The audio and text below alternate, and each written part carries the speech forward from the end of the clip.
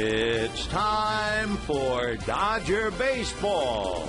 Live from Dodger Stadium, Prime Ticket presents the Dodgers as they take on the San Diego Padres. Hi, everybody, and a very pleasant Monday evening to you, wherever you may be. Welcome to Dodger Stadium, Game 1 of the 4-game series between the Dodgers and Padres. Dodgers, as you probably know, trailing the Padres by 8. Trailing the second-place Giants by 6.5. Giants are idle. The pitching tonight, Hiroki Kuroda. He'll go up against left-hander Clayton Richard. Richard beat Kuroda in San Diego 6-1. How are the Dodgers doing against left-handers? They are 14-19, 5 under against left-hand pitching. But, of course, the way things have been going right now, it's such a struggle for the offense that whether left or right seems to be giving the Dodgers a bad time. But they have 34 games left in the West, 17 against the Giants and Padres. We'll have a lot more coming up right after this.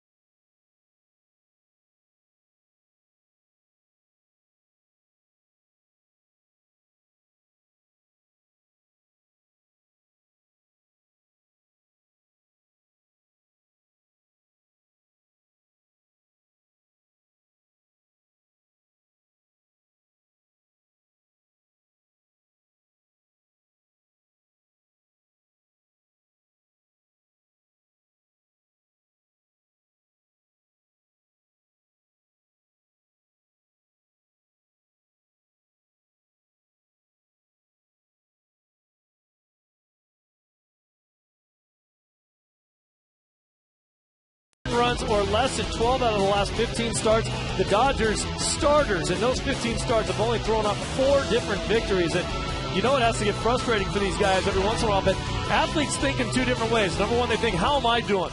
It's selfish. It has to be that way. That's the guys get paid to do this. And the starters in that regard say, hey, things are going pretty good. I'm going out there and doing my job every time out there. Then you think, how's the team doing?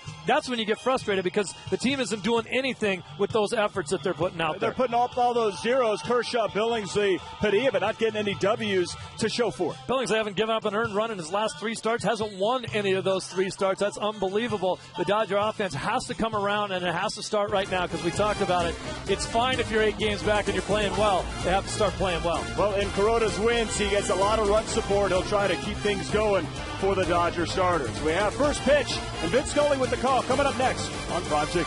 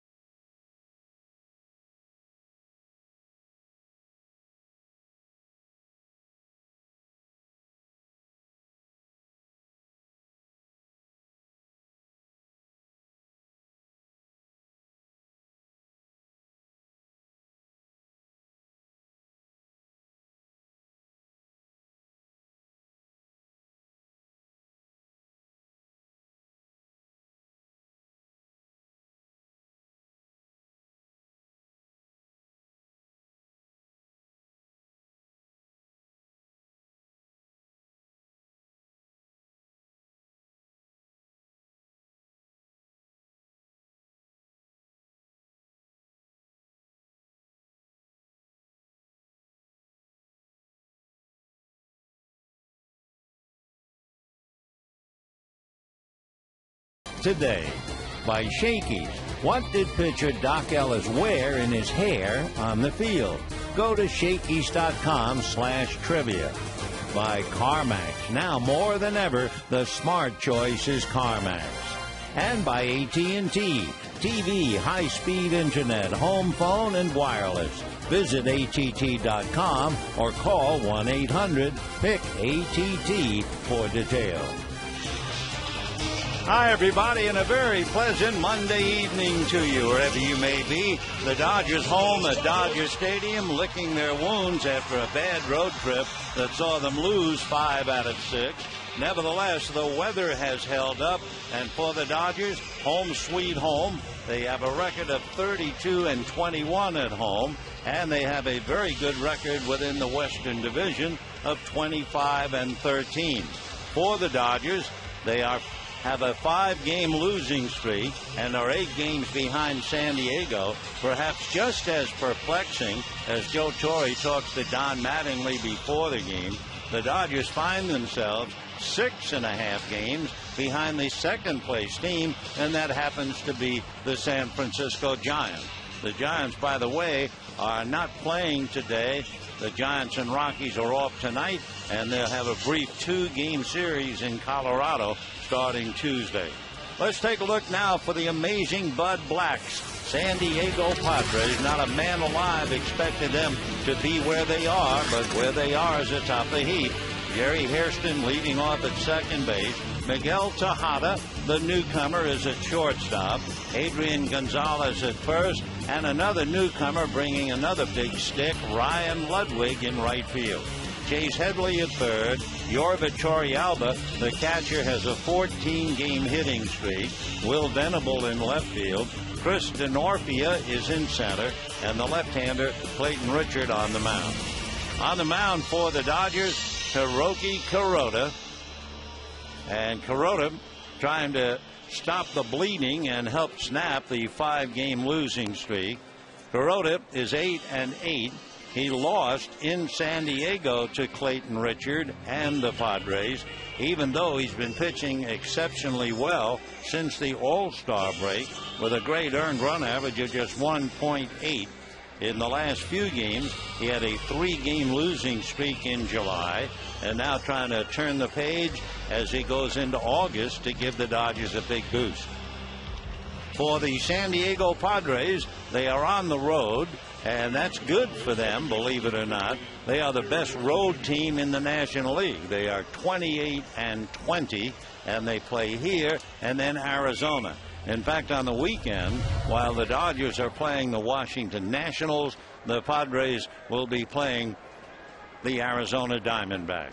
So Jerry Hairston will start it off, then Miguel Tejada and Adrian Gonzalez. Hairston, right-hand batter, hitting .251, 7 home runs, 42 runs batted in. Kuroda ready and deals, fastball strike, and we're underway. 0-1 the count. No balls and 1 strike to count to Jerry Hairston. Kuroda turns ready once again, back with another fastball, but he misses low and away. 1 ball and 1 strike. Beautiful evening, 73 degrees here in Los Angeles at sunset time, about 7:11. The 1-1 pitch coming up, swung on and lifted to the right side. Backing out on the grass, Ryan Theriot to make the catch for the out. So Hairston pops it up, 1 away, and let's set the Dodgers with the leather with Sednick, Kemp, and Ethier in the outfield. Blake for call, Theriot and Loney on the infield, and Russell Martin handling Hiroki Kuroda. Now, one of the 2 newcomers to the San Diego lineup, Miguel Tejada. He's out of Boni in the Dominican Republic. He was originally signed by the A's back in 1993. So he's got some mileage, some experience, and he takes a pitch off the plate, ball 1. Tejada is 36 years old, 5'9", about 215 pounds, and he's got a lot of sock, or at least he used to. He swings, hits a ground ball on the right side. Theriot is on that one to throw him out. So 2 down in the first inning, and the batter will be Adrian Gonzalez. Adrian hitting .295, 21 home runs, 68 runs batted in. Certainly the best pure hitter on the San Diego lineup. And one reason is the fact he is not one of these left-hand hitters, a home run hitter, who tries to pull everything, anything but. He has 111 hits, and 47 of the 111 he hit to left field. So that's a page out of Tony Gwynn's book. The Dodgers use that so-called triangle defense on the right side, and the pitch, ball 1. And for Ryan Theriot, he's playing as deep a second base as the law allows. He's almost the right fielder. 1 ball and no strikes. Here comes Kuroda back, and it's pulled on the ground. Guess who? Theriot picks it up and throws him out. So the Padres go 1-2-3, and at the end of half an inning, San Diego nothing, and the Dodgers coming up.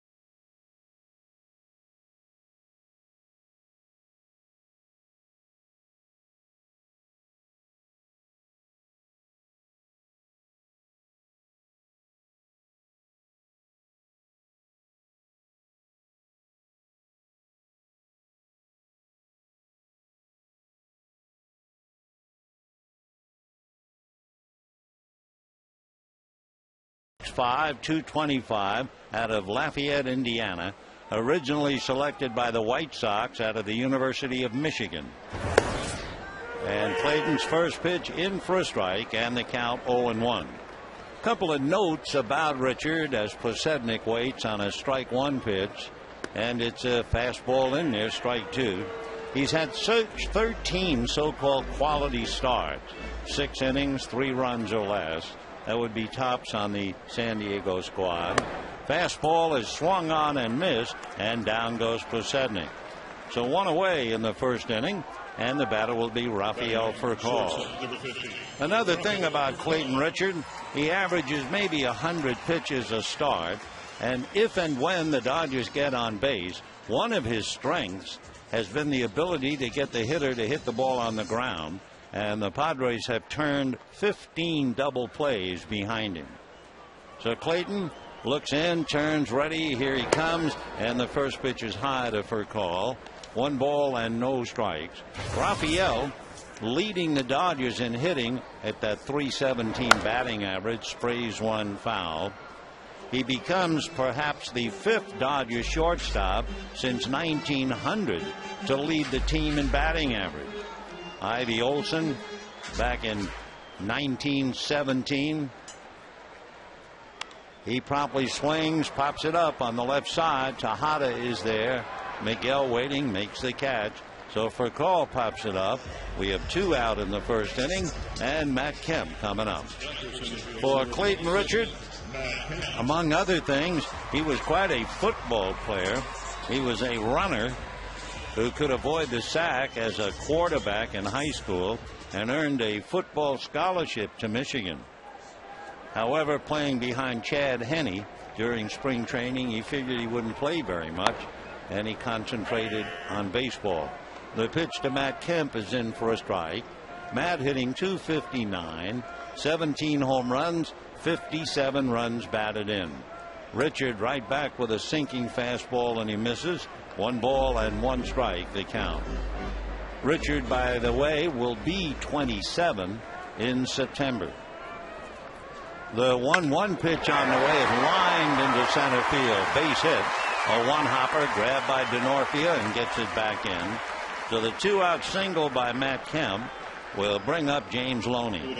You know, one of the things that a lot of people in town figure, and A, I would never try to lie, and B, I'm not really trying to be a salesman. What I am trying to do, however, is share you a little experience in this wonderful game called baseball.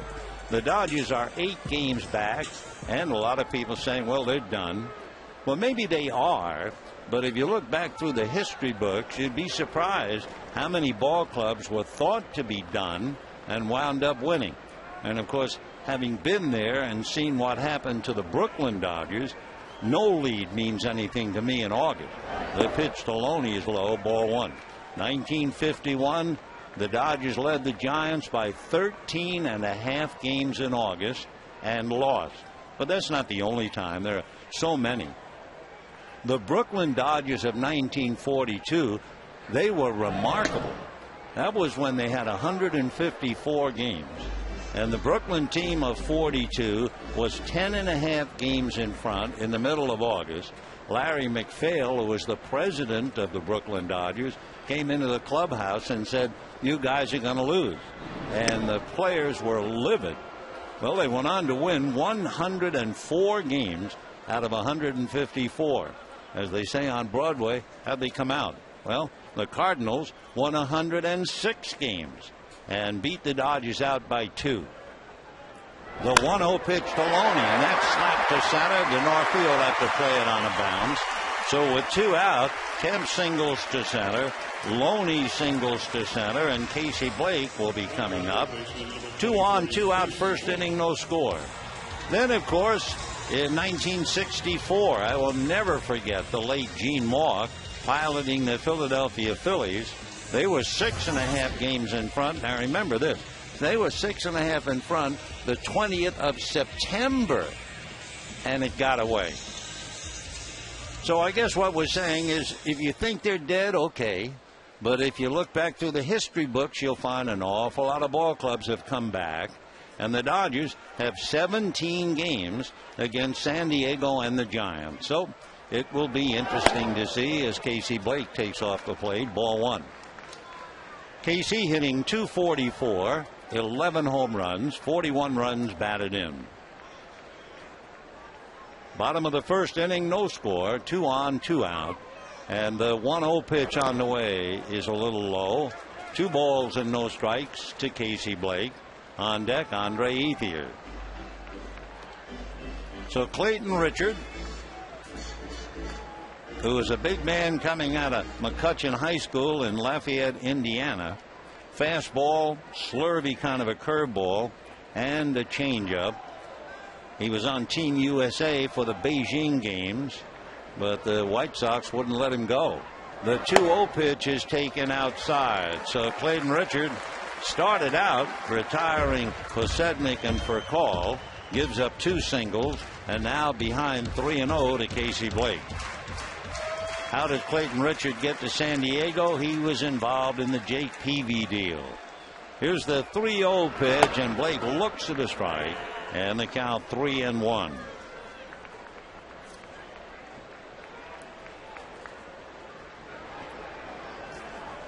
So Richard trying to work his way out of a jam.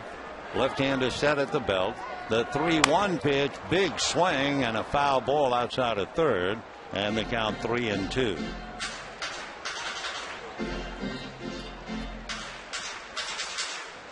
So with 2 down, the runners will be going on the pitch. Matt Kemp from second, James Loney from first, as the Dodgers try to get the jump on the San Diego Padres.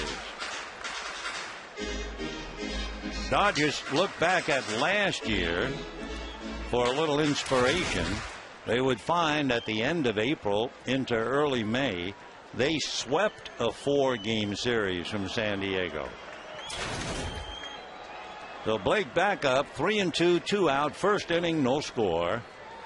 Richard set, runners ready, runners go, and the pitch is hit in the air to center. Denorfia comes up, it drops in front of him for a base hit. A run will score, and the throw, and the run's not going to score. The tag at third before Kemp could get to the plate. Joe Torre will come out and argue, but Ted Barrett immediately turned around, looked up to the press box, and waved no, the run did not score. So leave it to the Dodgers, going back all the way to the borough of Brooklyn, to get 3 hits in the inning and not score a run. As Matt Kemp was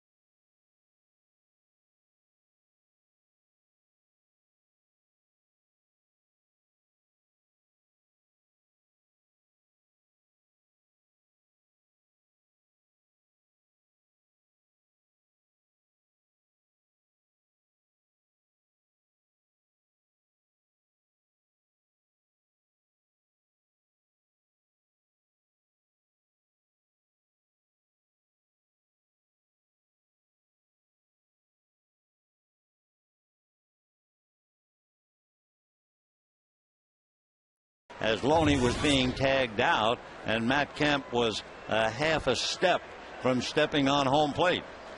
So here is Ryan Ludwig, big right-hand batter. Among other things, hitting .458 this year with runners in scoring position. And the Padres needed the bat, and they certainly got it with Ryan Ludwig. He takes off the plate, and a 1-ball, 1-strike count. His slugging average is .426, so he brings an awful lot to the dance. Big right-hand batter, 11 home runs, 43 runs batted in, and Ludwig takes a strike, and the count now 1-2. He's from Satellite Beach, Florida, lives over in Las Vegas, went to the University of Nevada, Las Vegas. Now the 1-2 pitch on the way, and Ludwig has to back off. It's inside. 2-2 the count. For Ryan Ludwig in 2008, he had 37 home runs and 113 runs batted in. Here's the 2-2 pitch. Kuroda delivers. It's whacked to left. However, right there waiting for it is Prasednik to make the catch. Let's take a look now and show it to you. 2 hits and then a single to center by Casey Blake. Denorfia cranks it up, fires to third, and in a sense, Matt Kemp did what Reed Johnson did. Matt was looking back as the play went to third, the tag on Loney just before Kemp stepped on home plate. So we have one away, and Chase Headley the batter. So Matt Kemp could have scored, should have scored, would have scored if he was running hard to the plate. Strike one pitch, ground ball back at first, hits the bag and goes into right field. Making a turn and on his way for second is Headley. He's going to be in there. How do you like that? I mean, here are the Dodgers trying to believe that they can come back against San Diego. The Padres give up 3 hits. Loney is tagged out at third before Kemp can score. Now a bouncer hits the bag and goes down the line, and Chase Headley has himself a double. So a 1-out double by Headley will bring up Yorvit Torrealba. Torrealba with a 14-game hitting streak. Boy, that thing really kangarooed once it hit the bag. So Headley will take the double. For Chase, 22 doubles. And here's Torrealba trying to pick him up. Torrealba is blazing hot. Not only a 14-game hitting streak, but he's hitting .324, 2 home runs, 25 runs batted in. Out of a stretch is Kuroda. The right-handed delivers, gets a strike, and the count 0-1.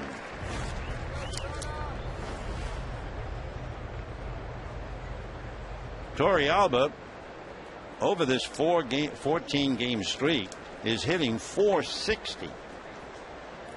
Kuroda looks back at Headley with 1 out, no score, second inning. Fastball fouled off, and the count 0-2 to Torrealba. Not just a 14-game hitting streak. His career high is 16. He had one of those with the Rockies. With runners in scoring position, he's hit .457. So Yorvit Torrealba with a big opportunity here. Headley with his ground ball hitting first base and bouncing out into right field for a fluke double. And now Torrealba, a very hot hand at the plate. Kuroda looks back at second. Now has to concentrate on Torrealba. Out of a stretch goes Hiroki. Here he comes, and the pitch way off the plate. Big slider down and away, backhanded by Martin.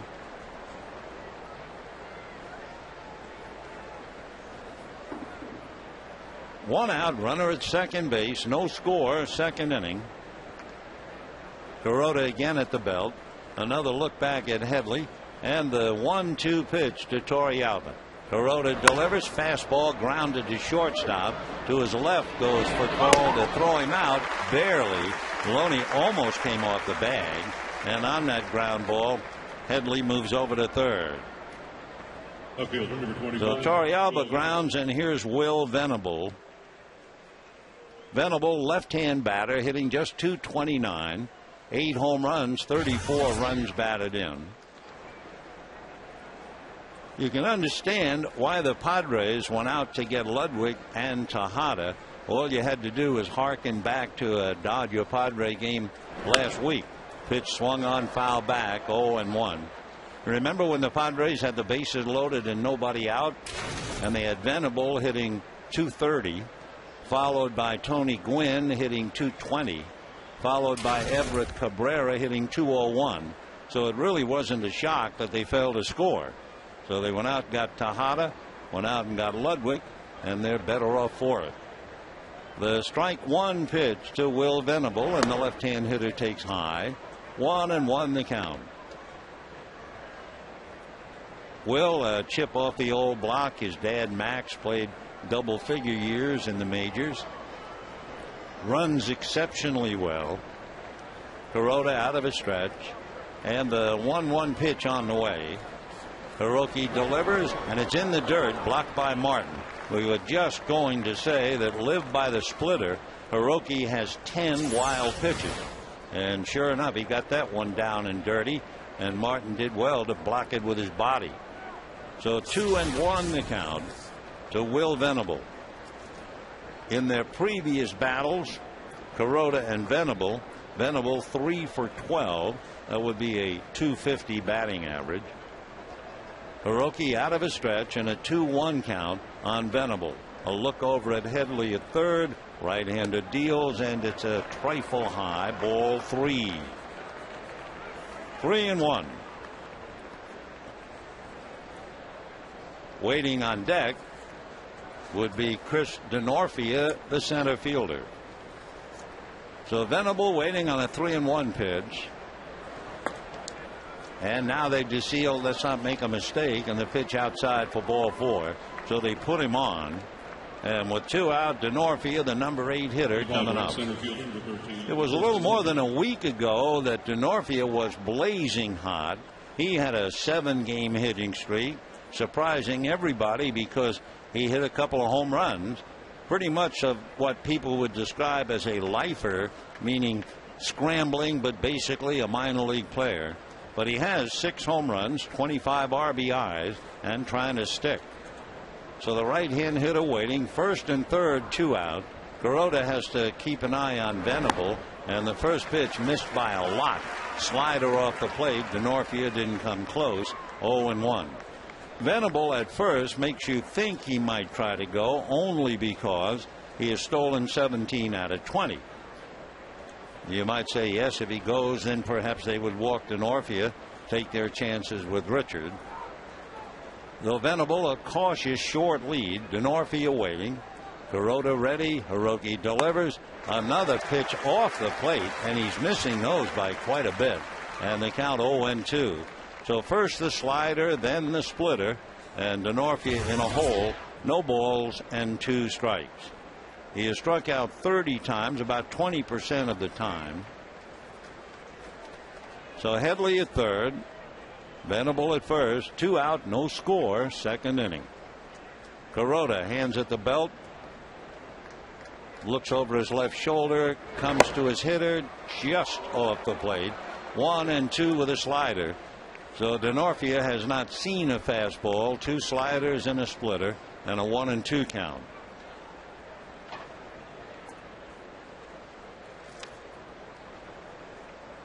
Denorfia trying to be a patient hitter. Out of a stretch goes Kuroda again. And the 1-2 pitch, he lays off the slider that was way off the plate. And they just did hold up, but he did. 2 balls and 2 strikes the count to Chris Denorfia out of Bristol, Connecticut. Went to Wheaton College in Massachusetts once upon a time. Wheaton College, an all-girl college. But it went co-ed about 1990. All right, 2-2. The deuce is a bit wild here. No score. Second inning.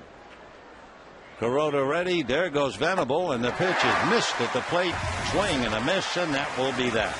So Denorfia walks away empty-handed. Padres lead 2, and at the end of an inning and a half, no score.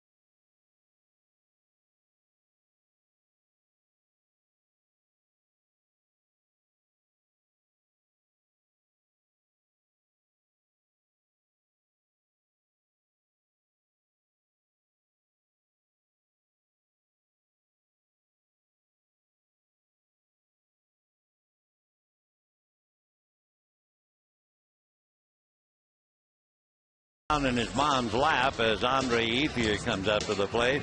Andre's wife presenting him with their second child, a boy. Andre hitting .294, 16 home runs, 59 runs batted in, going up against the left-hander Clayton Richard.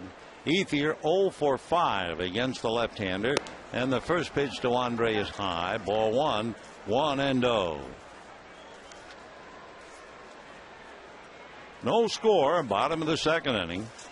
Here comes Richard and misses off the plate. 2-0 the count. Andre hitting .325 against right-handers, but only .222 against left-hand pitching. And the 2-0 fastball is hit into left field for a base hit. Over to get it is Venable. So the Dodgers now have had 4 consecutive hits against Clayton Richard, but nothing to show for it. Ethier single still out. In case you were not with us in the first inning, with 2 out, Kemp singled, Loney singled, and then Blake singled. Kemp was on his way to score from second base, but Loney was tagged out sliding into third before Kemp could touch home plate, so the Dodgers came up empty. And now here's a single by Ethier. So the batter is Russell Martin, and he sprays one foul down the right field line, and the count 0-1. Martin batting .246, 5 home runs, 24 runs batted in. He is 1 for 6 against Clayton Richard. No score, second inning. Dodgers and Padres, game 1 of a 4-game series. The strike one pitch on the way to Martin. Fastball, he holds up. They look down at first base. No swing, says Tony Randazzo. And a 1-ball, 1-strike count to Russell Martin. July the 28th, the Dodgers against the West were 25-8. And from the 28th on, 0-5. Richard back with a fastball hit in the air to right center. That's going to drop. 5 consecutive hits as the throw comes in. Ethier staying at second as the Padres had trouble coming up with the ball, but finally got it back in. So 5 consecutive hits, and the Dodgers are still on the outside looking in. Hard to believe. 3 straight hits for a third out in the first inning, and 2 straight hits in the second inning. The errant throw by Denorfia knocked down by the pitcher Clayton Richard in foul ground, way off the line from third base. So here is Ryan Theriot, the pride of LSU. Theriot from Louisiana. Theriot is 5'11", 180 from Baton Rouge. 30 years old. He'll be 31 in December. He is 5'11", 180, right-hand hitter. And the first pitch by Richard fouled away, and the count 0-1. Ryan Theriot was told by his high school athletic director he'd never play on the next level from high school. He wasn't drafted, got a scholarship to LSU, and has moved along ever since he was 4 or 5 years old. He dreamt about being a major league player, and he's been with the Cubs since 05 and now with the Dodgers. He takes off the plate, 1-1 the count. Ryan hitting .281, 1 home run, 21 runs batted in, replacing Blake DeWitt. DeWitt took his place with the Cubs, and he had a great start, coming up with 3 hits in his first game. So Theriot trying to move him along with Kuroda on deck, and Richard delivers a little ground ball to first. That's what he's going to do, move him along. Adrian Gonzalez steps on the bag, and the runners move up. So Theriot grounding out, second and third, 1 away, and Kuroda coming up. They joined the Dodgers Friday with the Nationals on 80s night. The first 20,000 fans take home a limited edition 80s themed poster featuring Matt Kemp. For tickets, visit Dodgers.com or give us a call, 866-DODGERS. Second and third, 1 out, and Hiroki Kuroda, who was a very good bunter at the plate. Remember, Kuroda can get the bunt down. He's had 7. He's around to bunt. and takes a strike instead. Not a squeeze. Ethier holding his ground at third. The top bunter on the pitching staff would be Clayton Kershaw, who has 11. Kuroda has 7, and we'll see if the Dodgers put on a play with 1 out. The infield is up for the Padres. No score, second inning. Richard set, ready, and deals full swing foul into the crowd behind the Padre dugout, and the count no balls and 2 strikes. For Kuroda, still looking for a hit. He is 0 for 34. He has struck out 15 times. He has sacrificed 7, and he has walked twice. Out of his stretch is Richard. Runners at second and third. Kuroda punches it foul. Short swing, not a bunt.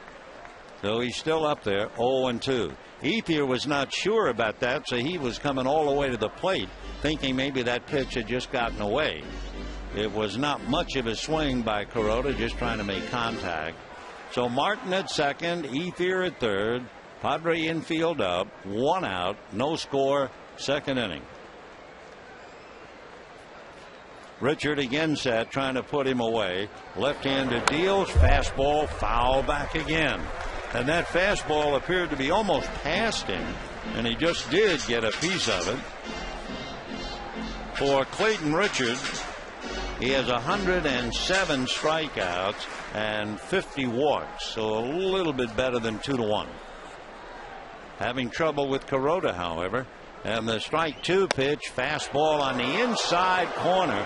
Kuroda had bailed out thinking it was way inside, and down he goes. So with 2 out in the second inning, Scott Posednik will be coming up with Dodgers at second and third. Posednik struck out in the first inning. So Scott coming up, trying to get the Dodgers on the board, trying to give the Dodgers a jump on the Padres in the second inning of the first game. So Posednik, who spent 8 years in the minor leagues learning his trade, member of the champion White Sox club, and now up there trying to help the Dodgers catch the Padres. Posednik waiting, Richard ready, comes to the plate, and it's lifted into shallow left center. Coming in and over is DeNorfia to make the catch. So it's hard to believe now the Dodgers have had 5 consecutive hits, still haven't scored, and at the end of 2, no score.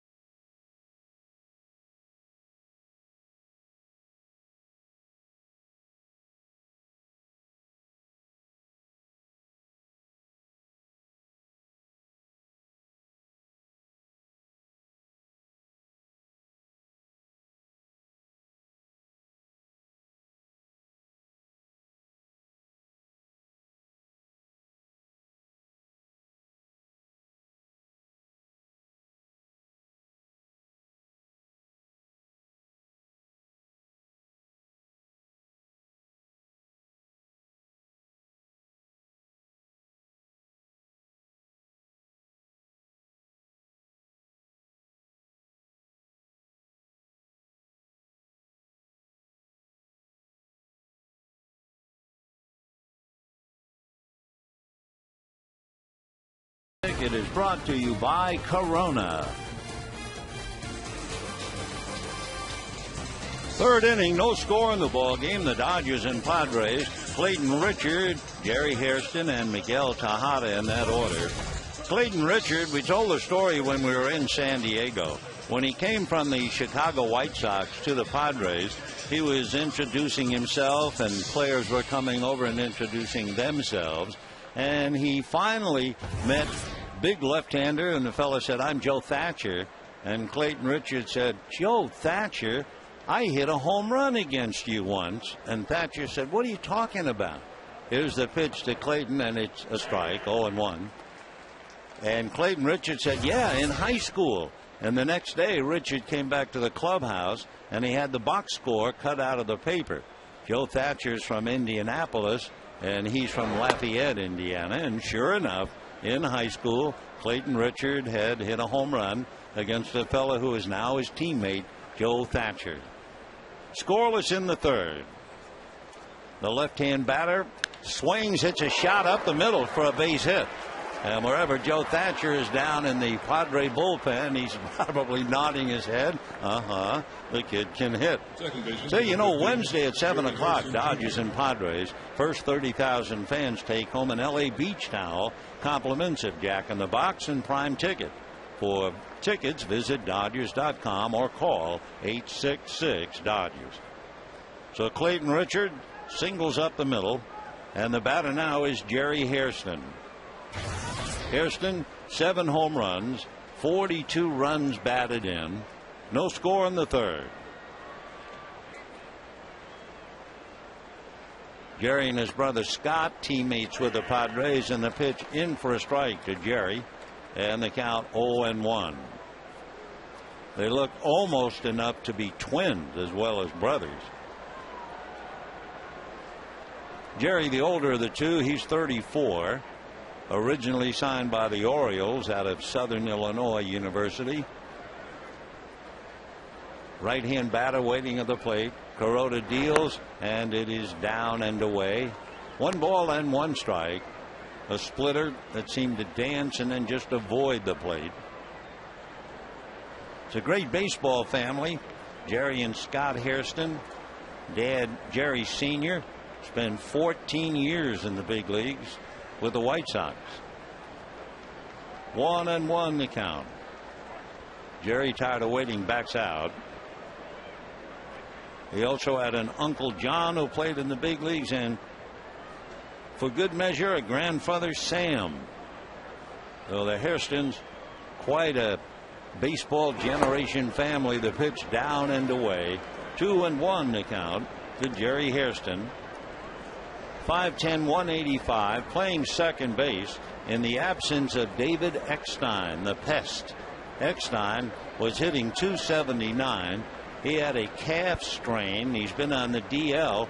They did take an MRI of David and got good news. There was nothing really serious, but he's still not ready to play. So the 2-1 pitch to Hairston is taken for a strike, and the count 2-2.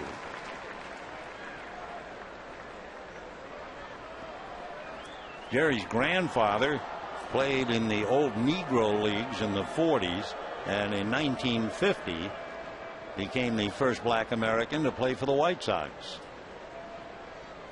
At first base, Richard held on by Loney, short lead. 2-2 pitch to Hairston is swung on and foul back. Still 2-2. For Jerry Hairston, the first and member of the family to play in a World Series.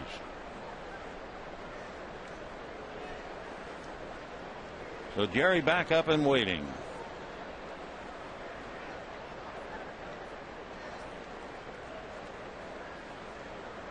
Hairston very deliberate before getting back in. 2-2 the count. Kuroda, a look over at Clayton Richard at first, and the 2-2 pitch is fouled away. We mentioned that Jerry and his brother Scott look a great deal alike, but they are different in personalities. Those who were close to them say Jerry is gregarious, very talkative. Scott more low-key and much less excitable. Jerry said, "I'm like my mom. He's like my dad." Must be a great feeling to have brothers on the same team. Adrian Gonzalez and his brother Edgar with teams for a while. 2-2 the count. Jerry Hairston giving Kuroda a battle here. Hiroki out of a stretch. The 2-2 pitch on the way. Pulled foul into the stands down the left field line. And the count remains 2 balls and 2 strikes.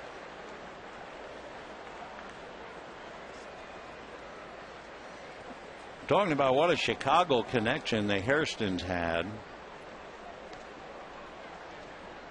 His grandfather played for the White Sox. His father played for the White Sox. His uncle played for the Cubs. And then Jerry played for the Cubs in 05 and 06. Here's the 2-2 pitch coming up. Kuroda delivers hard ground ball to Theriot. The feed to Furcal.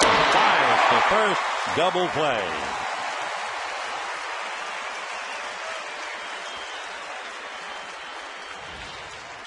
So Hairston bangs into the double play. 4-6-3, 2 down, and the batter will be Miguel Tejada.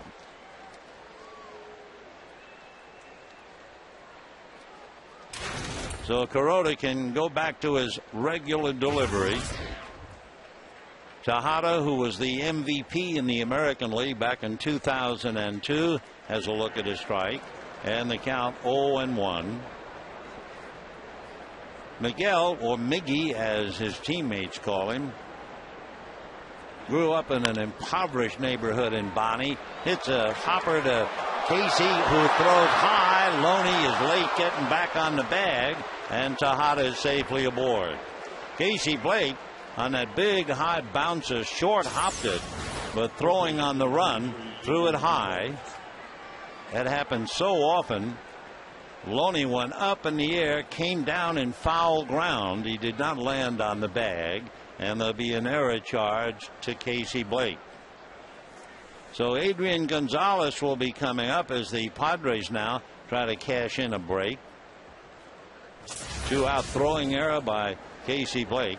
You know, in talking about the differences between the two teams, there is a big difference as far as defensive errors, as opposed to offensive base running errors, things like that. So here's Adrian Gonzalez. They put up that diamond defense again, the triangle on the right side, and he fouls it off. The Padres, for instance, have made 44 errors. The Padres look over at the Dodgers, and the Dodgers have made 76 errors. That's a huge difference. Another thing, when Hairston grounded into the double play, that's a rarity. The Padres had only hit into 57 double plays all year. Here's the strike one pitch to Adrian Gonzalez. Instead, Kuroda backs off the rubber. The Dodgers, by the way, have hit into 74 double plays. So Tejada is aboard with 2 out. He has not had a stolen base in a while as Adrian takes low. Tejada had 5 stolen bases last year, none this year. So it's up to Adrian Gonzalez to move him around. Adrian batting .294, 21 home runs, 68 runs batted in. And the 1-1 pitch coming up. Kuroda ready and deals, and that's high. Interesting what's going on with the triangle defense of the Dodgers. Ryan Theriot now has moved way over to his left. He's still as deep as ever out on the grass, but he has moved over way to his left. So 2-1 to count to Adrian Gonzalez. Kuroda out of a stretch, ready, comes to the plate, swung on and missed, throw to first, not in time. Tejada back head first. Theriot was so far over to his left that on the throw by Martin, Theriot was in foul ground backing up. Ryan, the first time that Gonzalez came up, was much more to his right, and sure enough, Gonzalez hit the ball right at him. But Ryan now has moved way over to his left.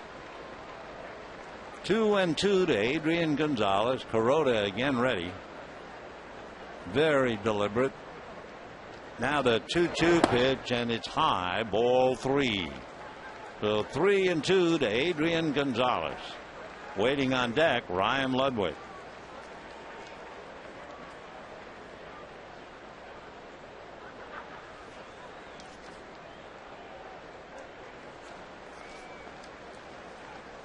So now Loney is off the bag. Tejada will be going. And the 3-2 pitch is swung on. Little roller to the right side. The play will be made by Casey Blake, playing kind of second base. And that's that. So no runs. There was one hit. There was an error. There was a man left. And at the end of 2.5, no score.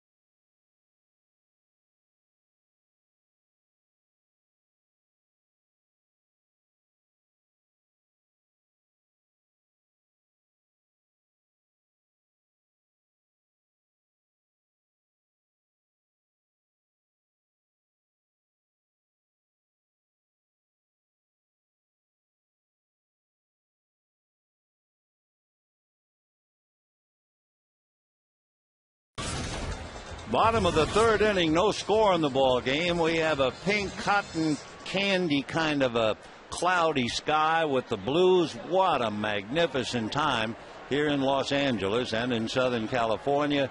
Straight up 8 o'clock. Meanwhile, straight up at the plate, Rafael Furcal, who popped up in the first inning, takes a strike. 0-1 to Rafael, hitting .316. Swings, fouls the next one away. 0-2 the count. Furcal, as we mentioned at the start of the game, leading the Dodgers with his batting average. Maury Wills led the Dodgers one year. Mark Grassolanic, way back Don Zimmer, and Ivy Olson. So it could be that for the 5th time since 1900, the Dodgers will have a shortstop leading the club in hitting. And of course, the other day against the Giants, Furcal batted third. And he said, I'm the only third place hitter in the league who can bunt. 1-2 the count. Richard turns on the rubber. The left-handed fastball. Hold up, swing, says Tony Randazzo.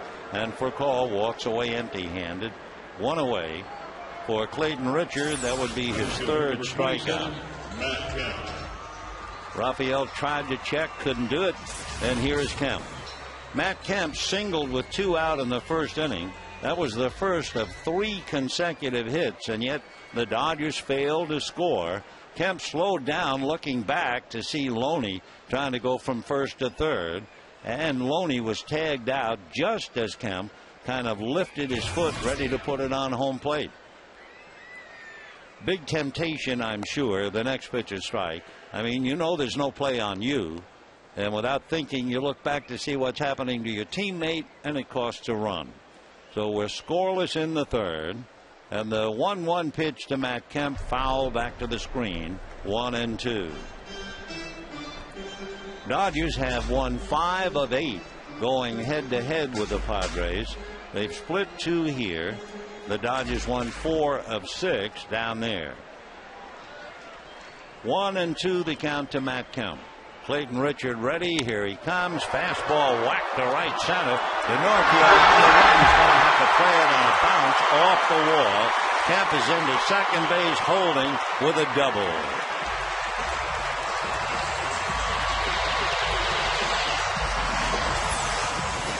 So Matt Kemp drives one, short hops the right center field wall. DeNorpia got it back in to hold Kemp to a double, and the batter is James Loney. So Matt Kemp is 2 for 2 with his 21st double. He is also 4 for 9 against Clayton Richard. James Loney singled in the first inning for his first hit against Richard. He's 1 for 6. James hitting .291, 8 home runs, 66 runs batted in.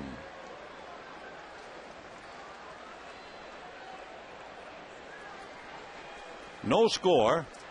Bottom of the third inning. The Dodgers have 6 hits and have not gotten on the board yet.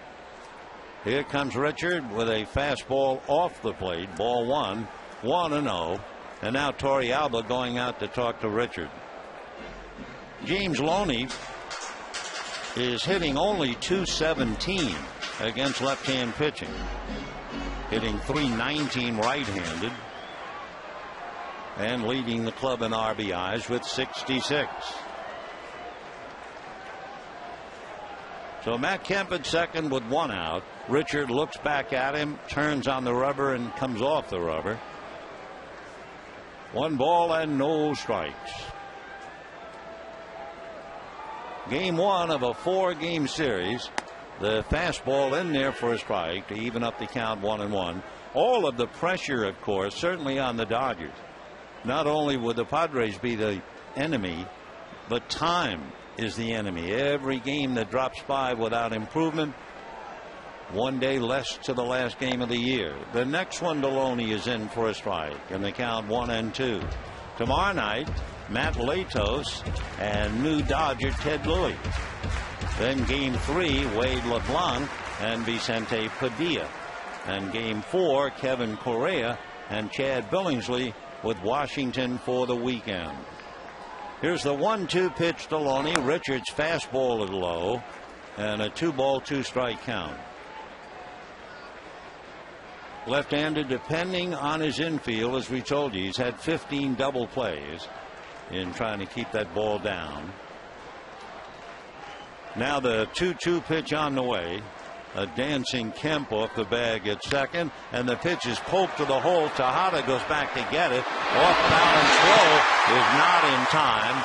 Off the bag is Gonzalez to save a wild throw, and the Dodgers have runners at first and second. Tejada can't make that play. Furcal could make it, but not Tejada. Going way to his right to backhand and the off balance throw, and it was a good play by Adrian Gonzalez to get off the bag and not try to stretch for it. So it's an infield single for Loney, and believe it or not, now the Dodgers have 7 hits in 2 1/3 innings and no score. Now comes the challenge, and that would be Casey Blake. Casey Blake with 2 on, 1 out, no score, and Blake singled to center in the first inning. And the first pitch, change up in for a strike, and the count 0-1.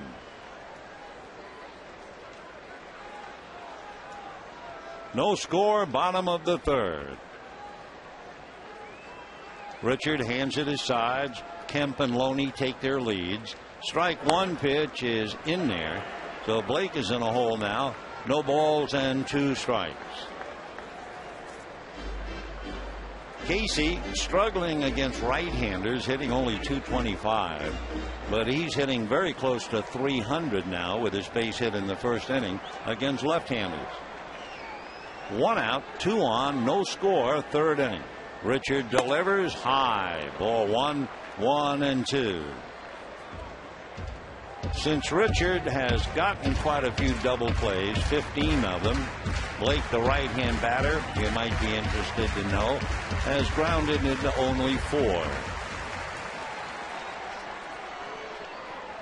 The 1-2 pitch to Casey Blake. Here comes Richard. Fastball on the outside corner. Strike 3 called. Casey can't believe it. Just turns and walks away. That would be strikeout number 4 for Clayton Richard. He hit Torrealba's glove right on the edge. Ted Barrett, the plate umpire, rings him up. And now the batter is Andre Ethier.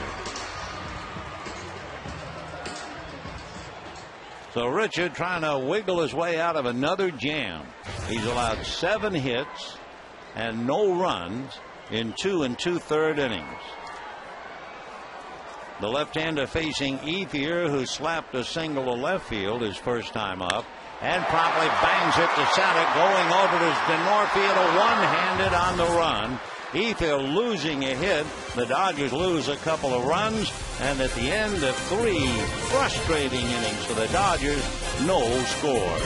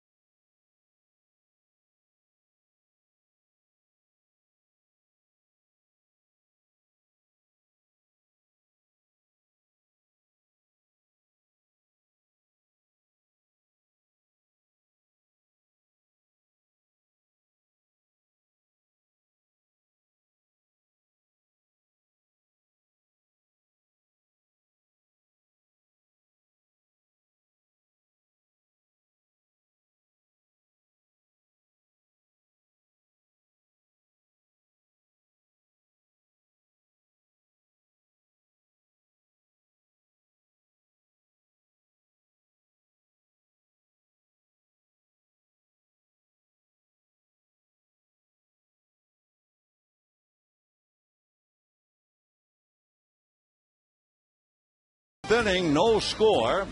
Dodgers and Padres, despite the fact the Dodgers have 7 hits. Hiroki Kuroda will be pitching to Ryan Ludwig, Chase Headley, and Yorvit Torrealba. Ludwig hitting .282 and hits one to center. Kemp going back. Just steps on the track, 1 away. So Ludwig, a long fly ball. Chase Headley coming up. Headley hit a ground ball to first that actually hit the bag and kangarooed over Loney's head for a double. However, he got as far as third.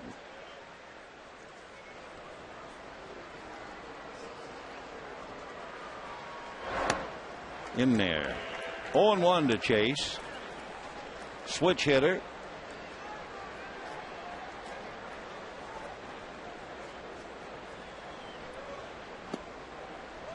One and one to count.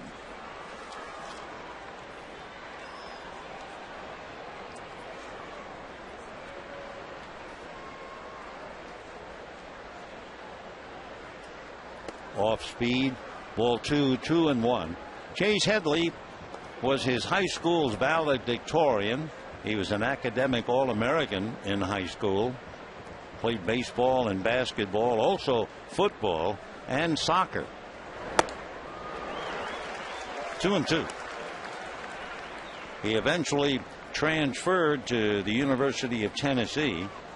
Originally was majoring in sports medicine and changed to sports management.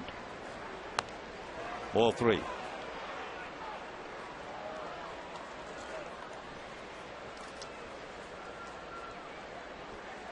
Case at one time was ordered from the Padres to gain weight.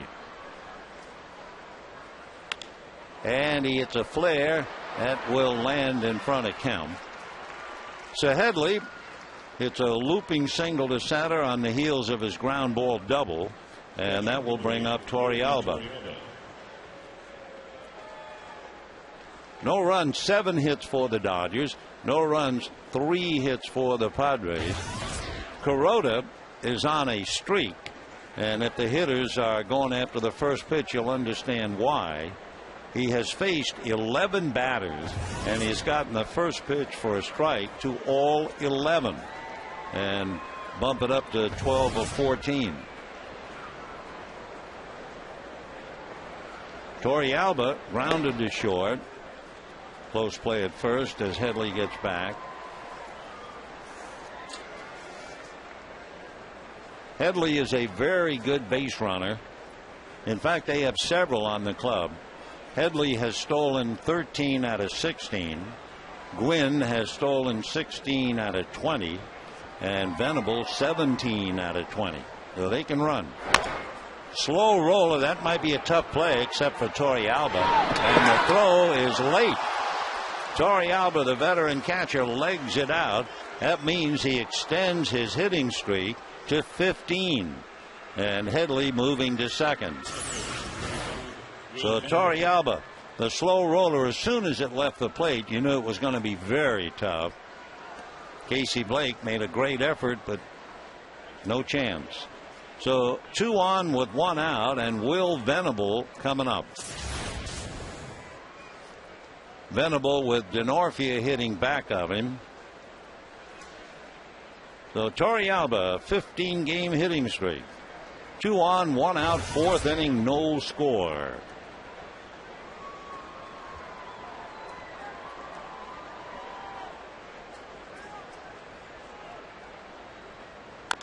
Little ground foul.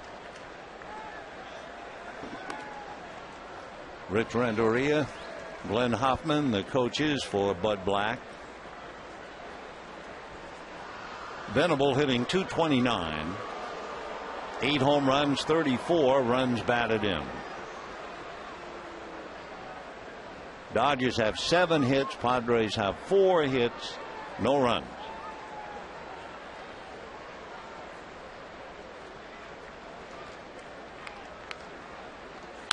And a drive into right center field. Kemp on the dead run, but this one is going to be over the wall and out. Will Venable, a 3-run home run, and it's the Padres who not only get on the board, they put up 3. For Venable, his 9th home run of the year, and he now has 37 runs batted in. For Hiroki Kuroda to surrender the home runs, that would be the 10th home run that he's given up. So in trying to keep the ball down, Venable went down and got it, and it just did clear the wall, but clear it did.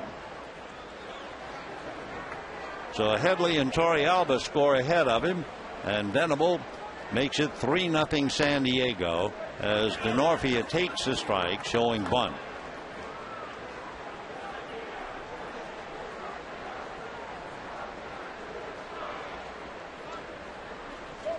Oh and 1. 0-2. Psychologically, of course, that is a tremendous home run for San Diego. There's all the pressure in the world on the Dodgers anyway, but here's game 1 of the 4-game series.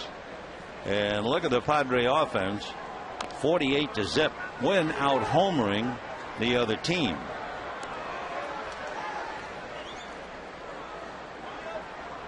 So Venable hits number 9.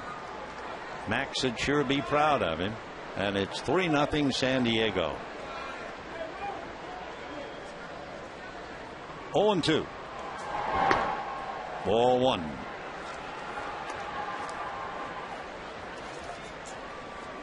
So in the inning, you had Headley, a flare base hit to center. Torrealba beats out a slow roller to third. And then Venable hits one out of sight.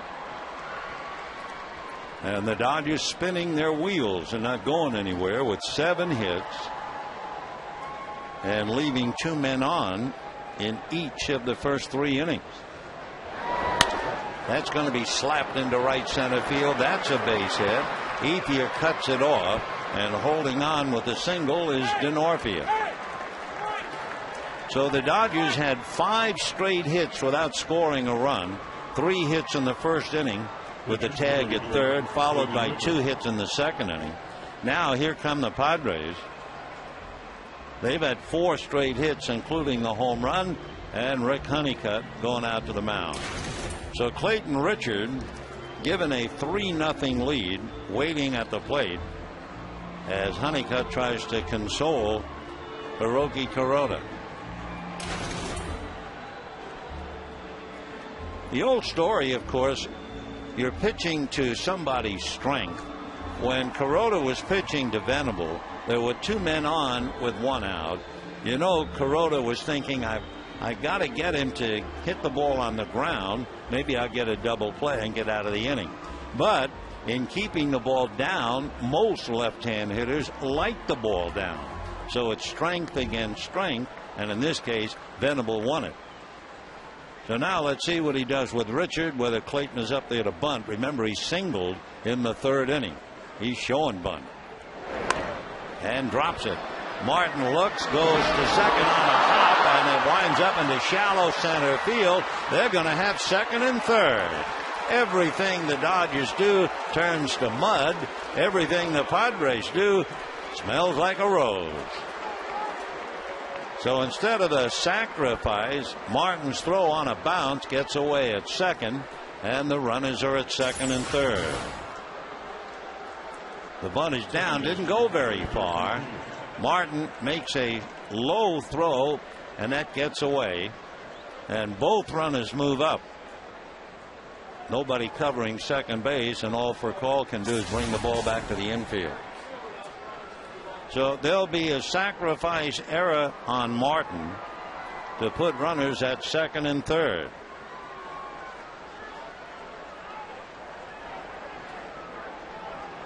Here is Jerry Hairston. Dodgers have to play the infield up on the left side, halfway on the right. 2 out. 3-0 San Diego. 0-1 to Hairston.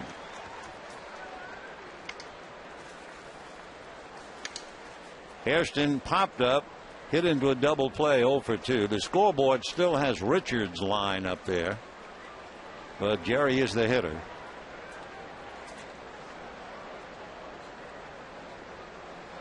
Hairston batting .250, 7 home runs, 42 runs batted in. And a pop fly right side, Loney and Terrio. It'll be Terrio, and no further play. So Hairston loses a big opportunity as he pops it up. Now the batter is the veteran Miguel Tejada.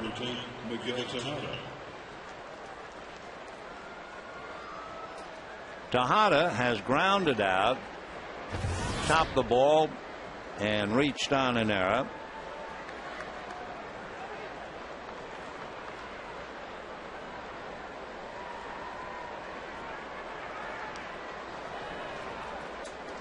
Second and third, 2 out, 3-0 San Diego.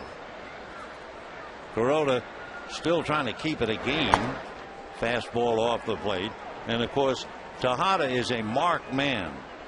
They do not want to look at Adrian Gonzalez, who's on deck. Tejada with a new ball club, hitting .083.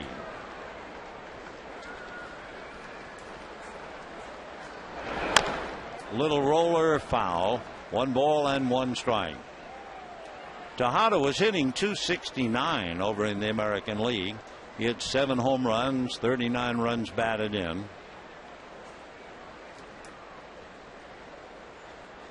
Cabrera is hitting just .197. So they wanted Tejada's bat. Then later in the game, Cabrera would take over defensively. Right now, Denorfia and Richard are out on the lines with 2 out. 1-1. Foul ball, 1-2. Good fastball. Kuroda at 92. Tom is talking to himself. This game will make you talk to yourself.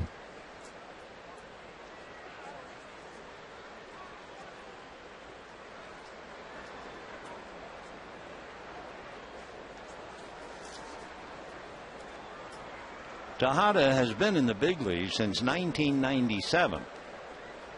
He's been through it all. 1-2. Would not chase the slider.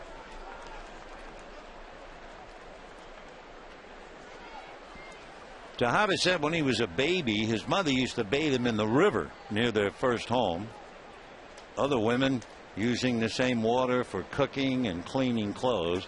They were that poor. Deuce is wild here. 3-0 Padres in the fourth. Ball 3. And getting bigger by the moment is Adrian Gonzalez on deck.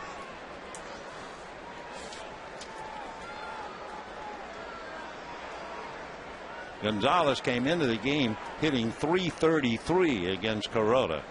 So Hiroki wants Tejada. First base open, 3-2. Breaking ball, little pop fly. It's going to land. And the Padres score 2 and lead 5-0. It's somewhat regrettable, I'm sure, if you're a Dodger. Everything is going the Padre way. And the Dodgers are down 5-0. Just a little pop fly.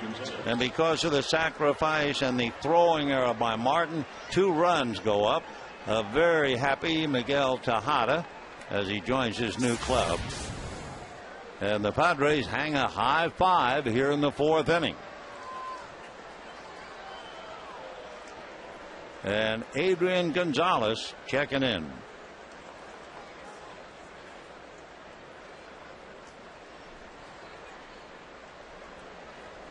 Two out.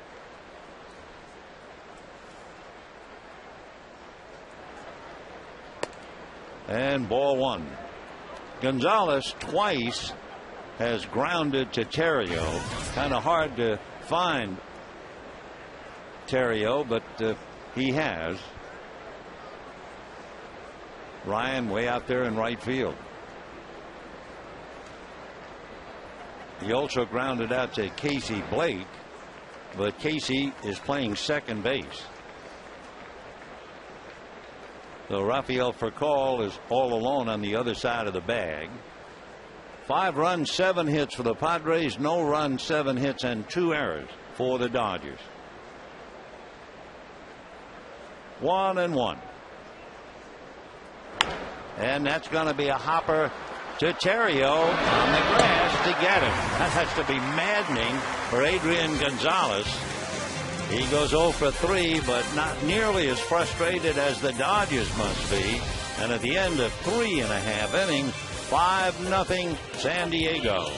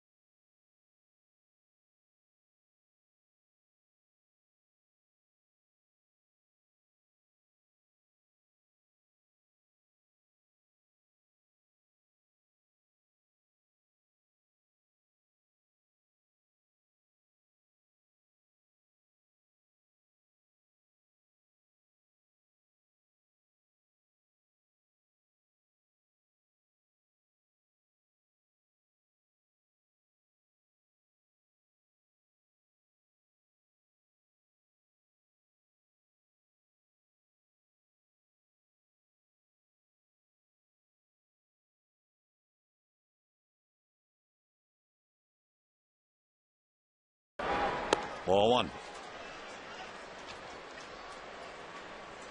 Russell single to center in the second inning, hitting .248.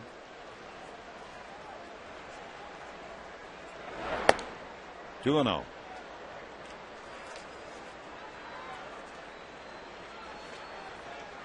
Martin with 5 home runs, 24 runs batted in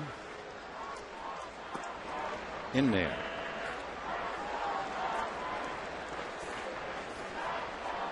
Clayton Richard has been fortunate, and he's leading 5-0. He's behind in the count now, 3-1.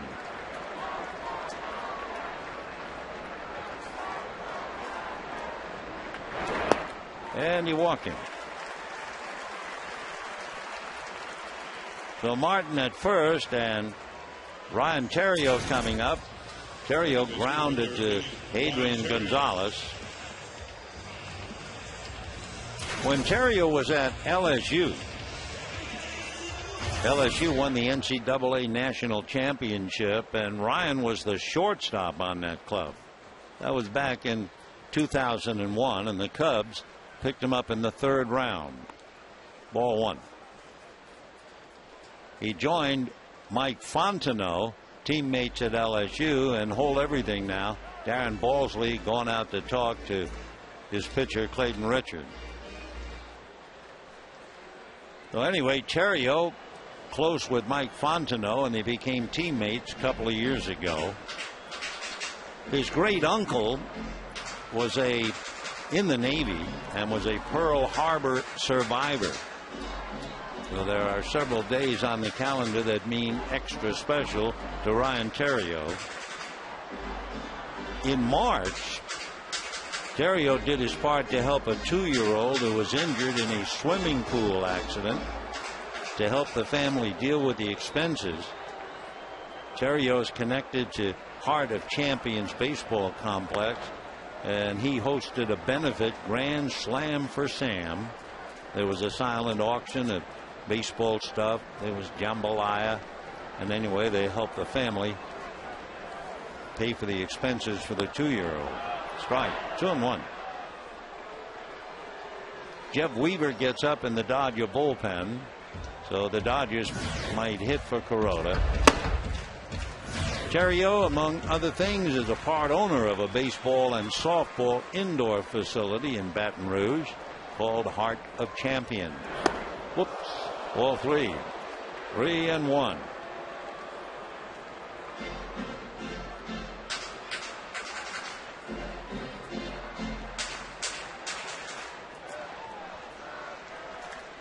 So Kuroda waits. And that's ball 4. So Kuroda will come out or come up. He starts up towards home plate, and he is called back. So back-to-back walks by Richard. Scott Posednik is out on deck, but Ronnie Belliard is getting the helmet, and he'll be coming up in a moment. So Belliard will hit for Kuroda. 2 on, nobody out, as the Dodgers try to get back in the game.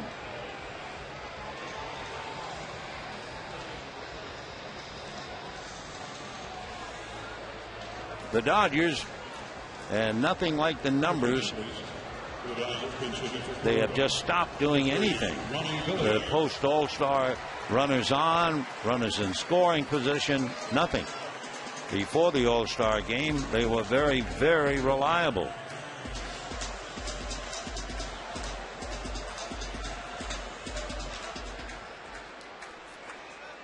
So Torrey trying to get back in the game. He has Belliard with 2 on, nobody out, and he has Posednik on deck. And for Clayton Richard, having a little problems. And a strike. Ronnie Belliard hitting .213, 2 home runs, 14 runs batted in. He has 5 hits coming off the bench as a pinch hitter. 0-1. And another strike. Hiroki Kuroda made 75 pitches and goes out allowing 5 runs, 7 hits.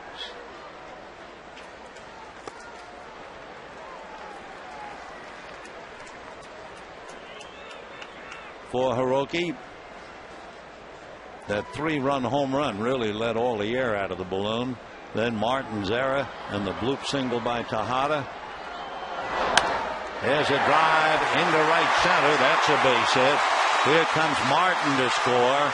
On his way to third is Terrio as the Dodgers get on the boards and trail 5-1.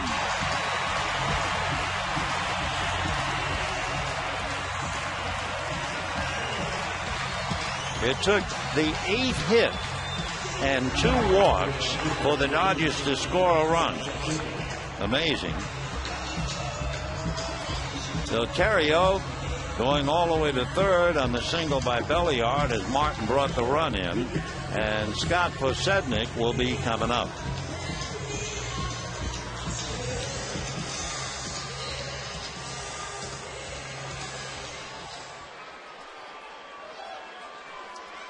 Posednik struck out, fly to center, 0 for 2. Nobody out here in the 4th. Fastball strike.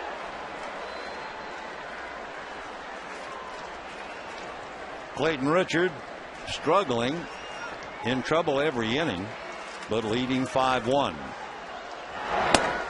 That's a strike. 0-2 the count.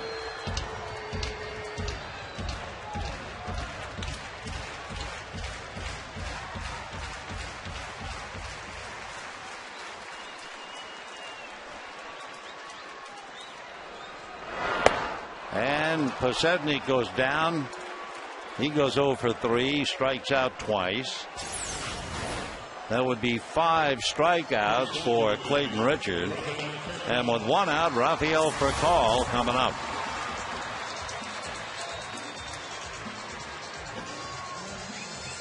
In looking at Richard's work during the year, his high in strikeouts 10 against Colorado. He's backed up by Tim Stauffer, a right-hander in the Padre bullpen.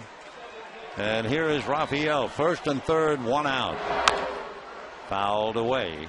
0-1 the count on a good changeup. Furcal popped to short and struck out, batting .315. So the Padres got 5 in the 4th. Dodgers trying to scramble back, have gotten 1. Terrio is at third. Belliard at first, 1 away. On deck, Matt Kemp, who is 2 for 2.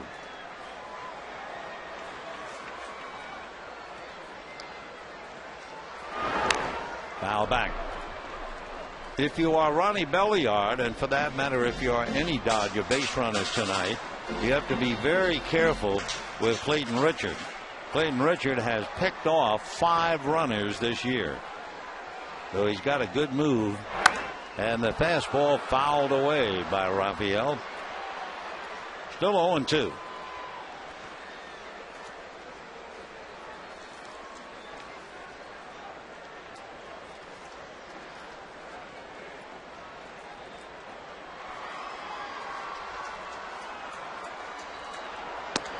Fastball 1-2 the count. 8 times this year Richard has struck out a man with a runner at third and less than 2 outs. Fouled away. 1-2 the count. Richard has been plagued this year by infield singles. The opposition has hurt him with 18 infield singles this year. So Rafael keeps fouling him one way or another, and the battle continues.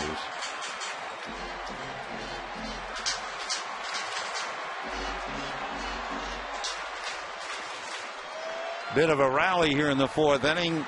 Gets the crowd back into the game.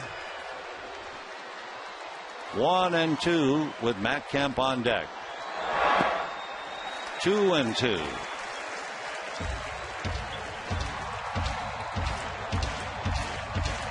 Clayton Richard had made 50 pitches in the first 3 innings. Bud Black, very successful major league pitcher in his own right.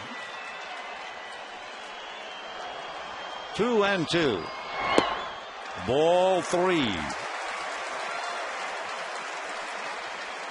So Richard gave up 3 hits in the first inning, 2 hits in the second inning, 2 hits in the third inning, and still was pitching a shutout. Then walks 2 and gives up a base hit for a run. This has been an 8-pitch at bat, and Furcal has fouled off 5. And a little flare to Tejada. Miguel instinctively started to go back on that, but the ball wasn't hit hard at all. So Furcal goes 0 for 3. And here comes Matt Kemp. Kemp singled to center and doubled to right center. Against Richard, Kemp is 4 for 9, so he's put up pretty good numbers against the left-hander. So this would be a big at-bat for Kemp and the Dodgers. 5-1 Padres, 4th inning.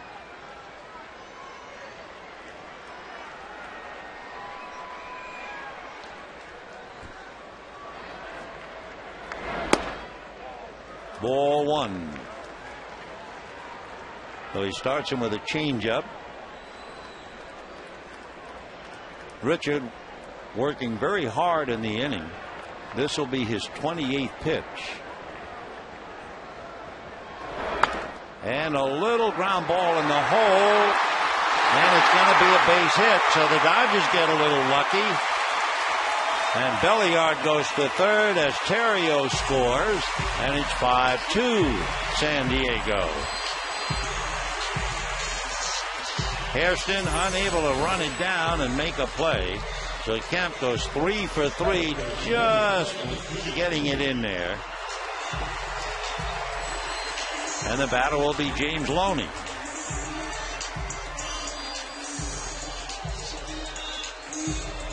Wild game, and we're only in the 4th inning. 5 runs, 7 hits for the Padres. 2 runs, 9 hits for the Dodgers, plus 2 walks. And here's Loney, who is 2 for 2. Loney single to center, single to short. Fastball for a strike. So now you have Matt Kemp over there at first base, who can run well. But as you know, with his 15 stolen bases, he's been caught 13 times. And Richard pays him a visit.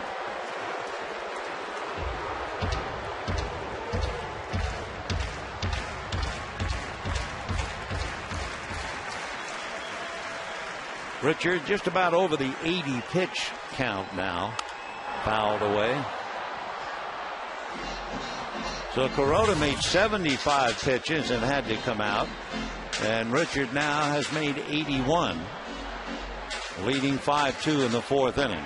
Certainly looking anything but invincible.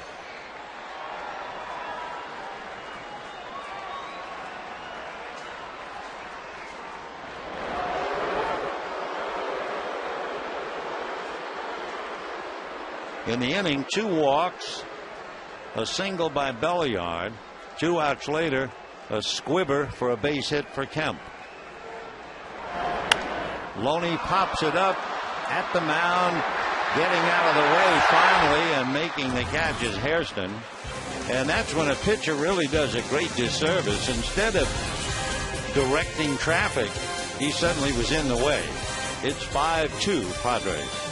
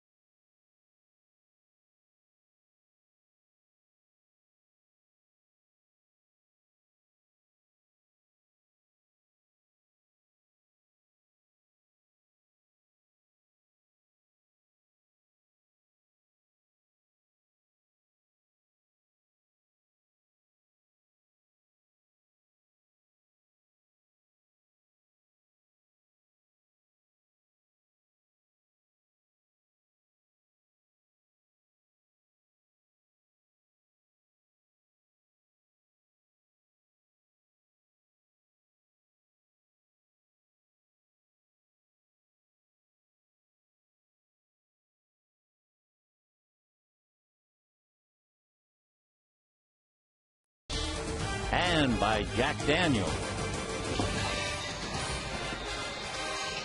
The Padres 5, Dodgers 2, top of the 5th inning. For the Dodgers, after hitting for Kuroda, they now bring in Jeff Weaver.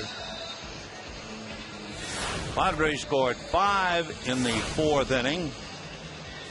With 1 out, Headley a bloop single to center, Torey Alba a little roller to third, and then Venable hit one into the seats.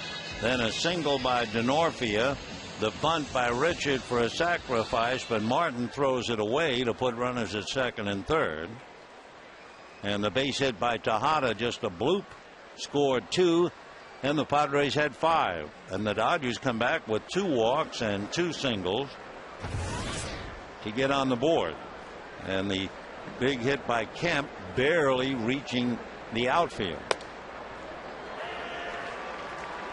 So Weaver gets a strike. 0-1 the count to Ryan Ludwig, who flied to left and flied to center.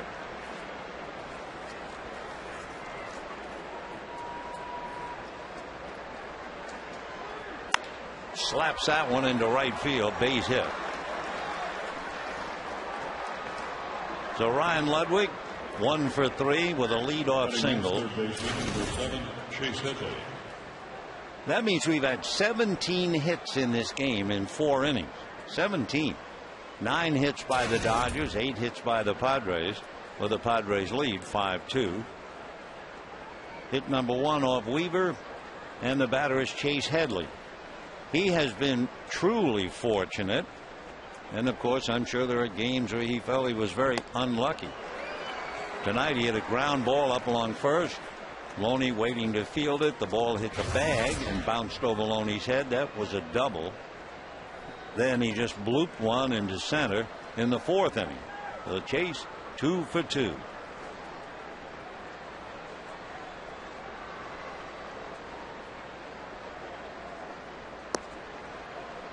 One and 1 the count.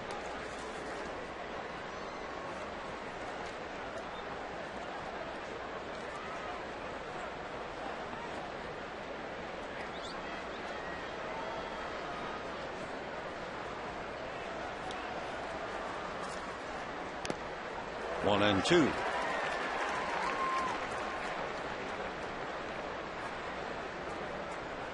Headley with 2 base hits tonight. So he has a little 7-game hitting streak. Earlier in April, he had an 8-game streak.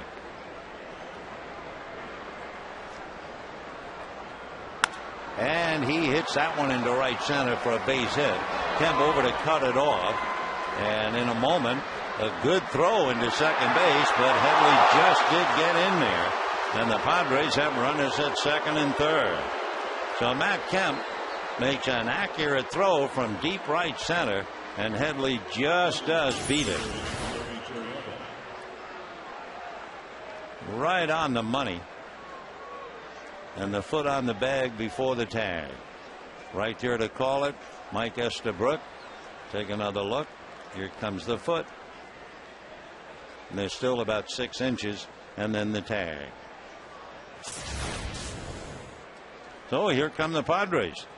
Second and third, nobody out. Dodgers play the infield halfway. Torey Alba grounded to short, hit a little roller to third. That went the Padres' way as Casey Blake couldn't make the play to get him. So Weaver has faced 2 batters, given up a single and a double. Each side with 9 hits.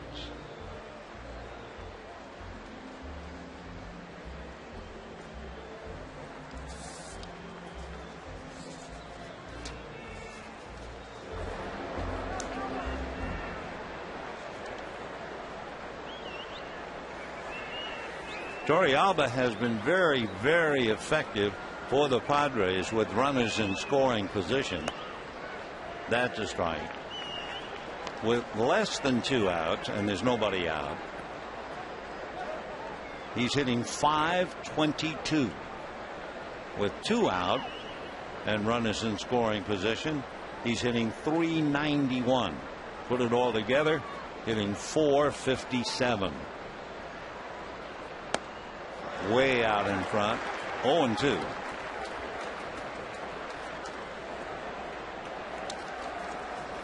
Torrealba's shaking his head. We've had 2 one-sided games where the Padres beat the Dodgers 10-5 and 6-1. All the other games highly competitive. Breaking ball, foul, little slider, still 0-2. So in the inning, Ludwig single to right and Headley doubles to right center. 5-2 Padres looking for more.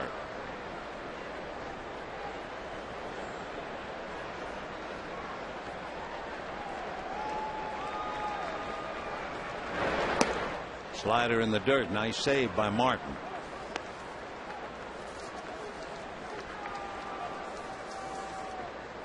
For Jeff Weaver, he does not have a wild pitch.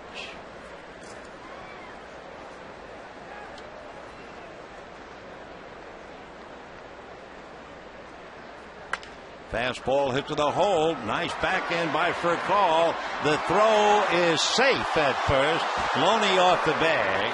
Scoring is Ludwig. It is 6-2 Padres. And that will be a base hit for Torrealba and a run batted in. So Ludwig carries it in. Furcal hurried his throw, got it there, but as it bounced into foul ground, Loney coming off the bag. Tony Randazzo right there to indicate. So now you have Torrealba at first. Headley is at third. And the batter is Will Venable, who hit the 3-run home run in the 4th inning against Kuroda. 6 runs, 10 hits for San Diego. 2 runs, 9 hits for the Dodgers. And a drive to right. Ethier in his tracks. Tagging up at third is Headley. He will score. That makes it 7-2 San Diego. So Venable now has 4 runs batted in.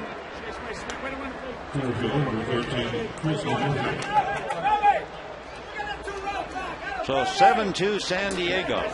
They led 5-0, 5-2, and now they're back to a 5-run lead again. And the batter Chris DeNorfia with Torrealba at first and 1 away.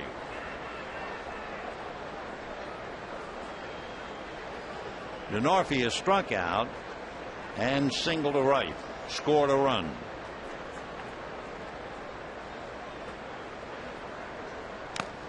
Oh, and 1.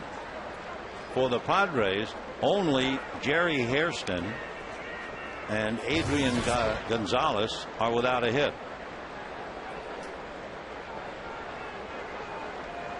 Padres 5 in the 4th, 2 here in the 5th. 0-1. Tomorrow night, Matt Latos and Ted Lilly. Following night, Wade LeBlanc and Vicente Padilla. And the final game of the series, Kevin Correa and Chad Billingsley.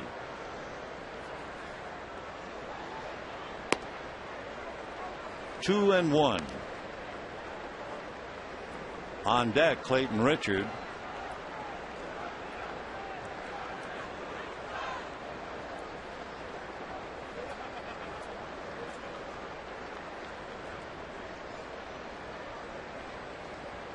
Fastball line to center. Kemp will spear it, and holding on at first base is Torrealba. So DeNorfia hits it hard, but right at Matt Kemp.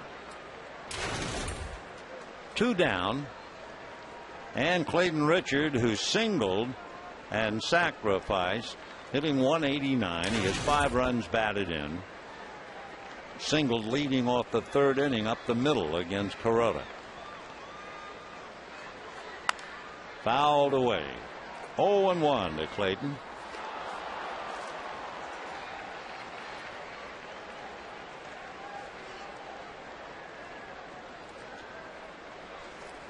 Richard coming into the game 8-5. A lot of pressure on him coming over to replace Jake Peavy. Foul ball.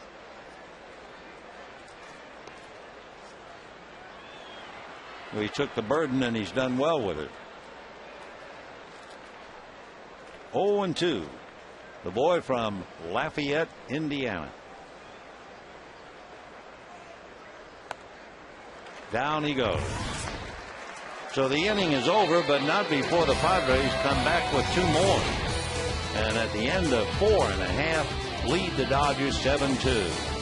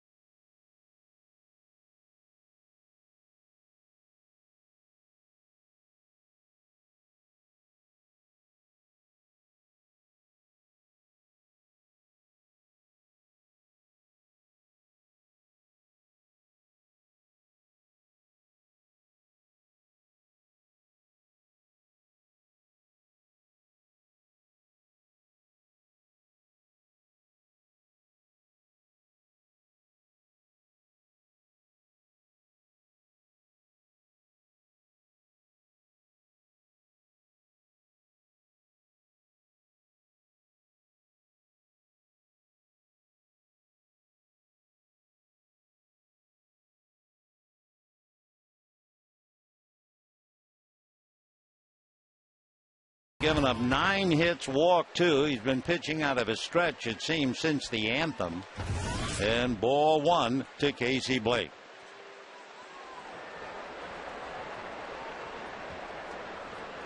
Casey hitting .246. Right. 7 runs, 10 hits for San Diego. 2 runs, 9 hits, 2 errors for the Dodgers. That's right. The old expression, loosey-goosey, nice and relaxed, that would seem to be the Padres. Naturally, all the pressure on the Dodgers.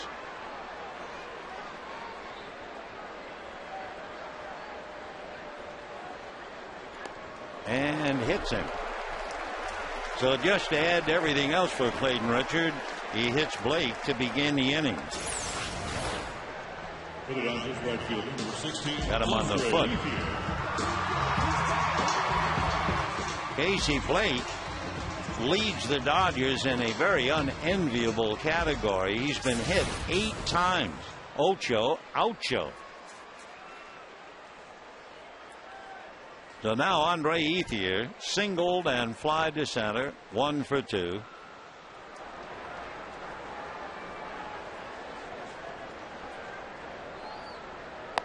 Fastball strike, 0-1.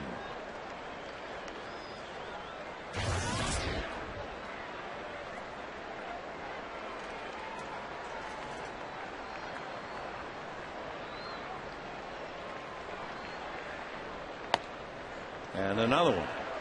For the second time, right-hander Tim Stauffer gets up in the San Diego bullpen.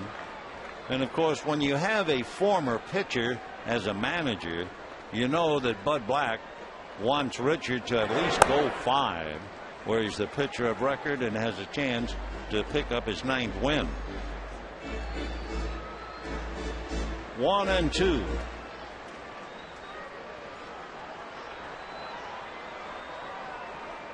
Fastball got him, and Ethier frozen at the plate.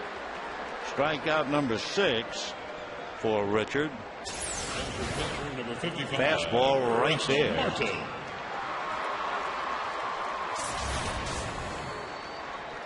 So Richard now facing Russell Martin, who has singled to center, walked, and scored a run. 7 runs, 10 hits for the Padres. 2 runs, 9 hits for the Dodgers. High slider that dips in for a strike. 0-1.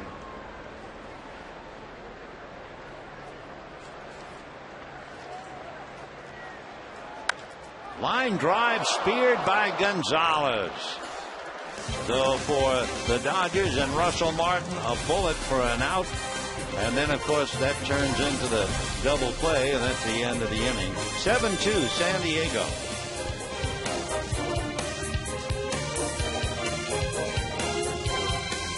In the booth, 4, 5, 6, 7, 8, 9, 10.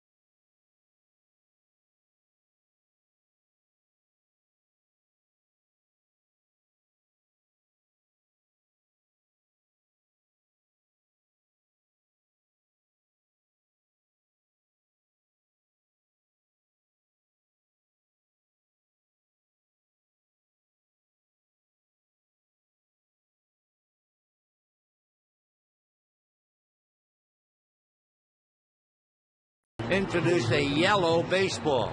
In golf, they tried to have a yellow golf ball, but everybody went back to the regular stuff. Of course, Larry McPhail was really different. In World War I, he was part of a group who tried to kidnap the Kaiser Wilhelm. Also, he was the one who brought lights into the borough of Brooklyn.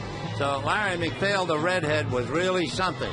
And I mentioned it earlier. In 1942, the Dodgers won 104 games out of 154, came in second to the Cardinals, and McPhail told them they would lose. Let's go back to this one.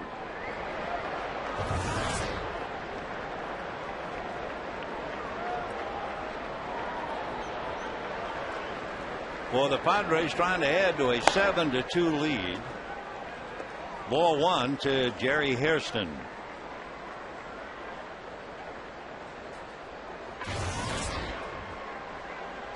Hairston popped up, hit into a double play, popped up again, 0 for 3. Foul ball.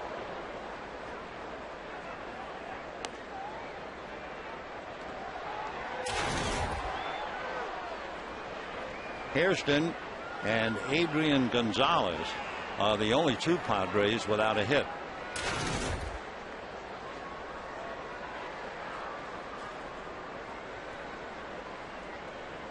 One ball and 1 strike. 1-2. Weaver hits 92 on the gun.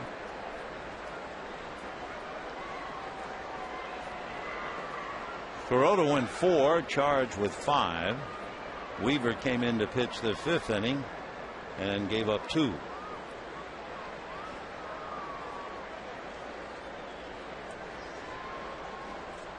One ball, 2 strikes. By way of third, the slider fouled off.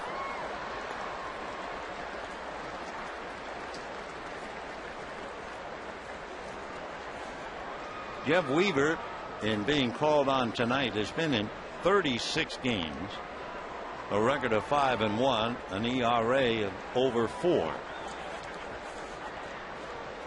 1-2. Fastball, fly ball to right. Ethier. Well, it's time to put your thinking cap on. We have our nightly trivia question. And here it is. Who's the only player with 3,000 or more career hits who played for the Dodgers and the Padres? Give you the answer in a little while. Here's Tejada.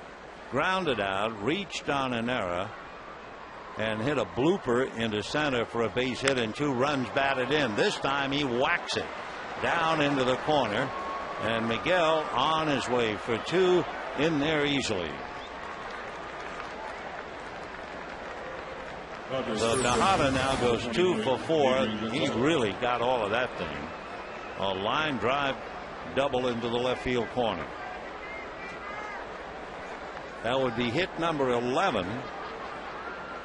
San Diego 7-11. And Tejada now and Adrian Gonzalez will get the walk. And the batter will be Ryan Ludwig.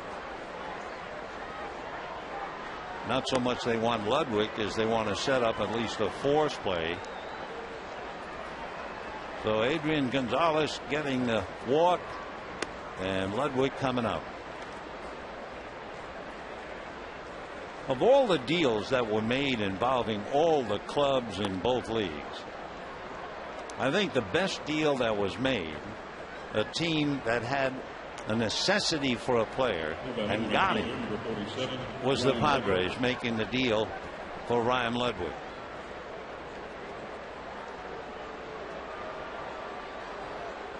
Ludwig is 32 years old.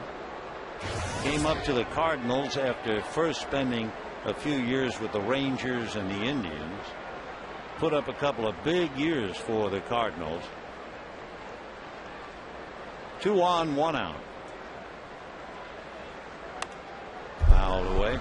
Ludwig tonight flied to left, fly deep to center, and single to right, scored a run. He has 11 home runs, 43 runs batted in.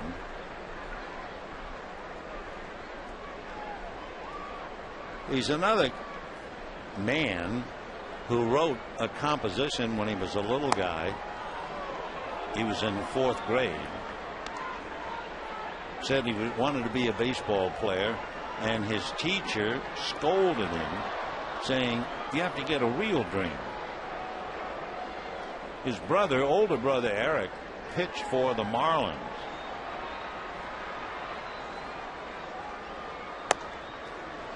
One and 2 the count. Ryan Ludwig, Satellite Beach, Florida, University of Nevada, Las Vegas.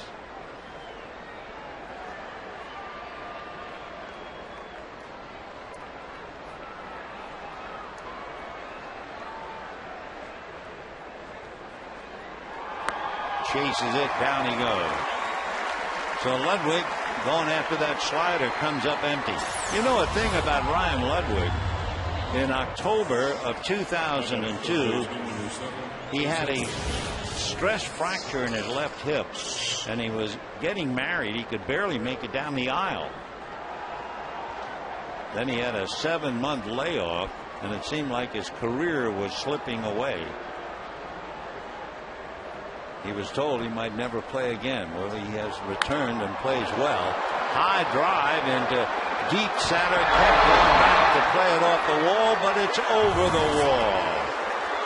So Chase Headley hits a 3-run home run, and the Padres now lead 10-2, and Weaver has given up 5.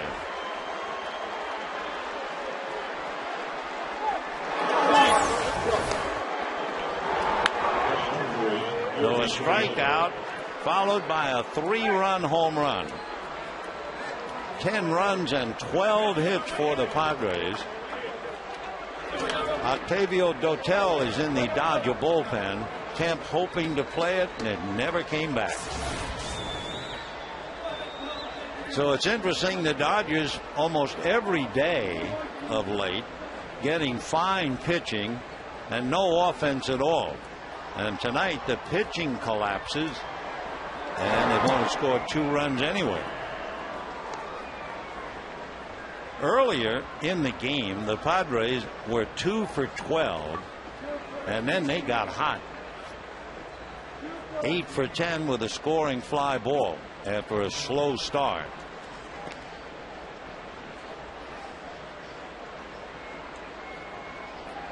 So the Dodgers are being pushed around in game 1 of the homestand.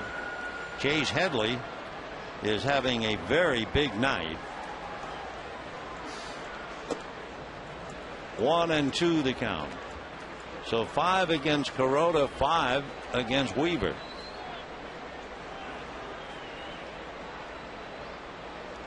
Weaver is due to bat second when the Dodgers come up in the bottom of the 6th. All right, all you have to do is watch Weaver walk off, and you know the feeling of the ball club. 3 more runs, and at the end at 5.5, 10-2 San Diego.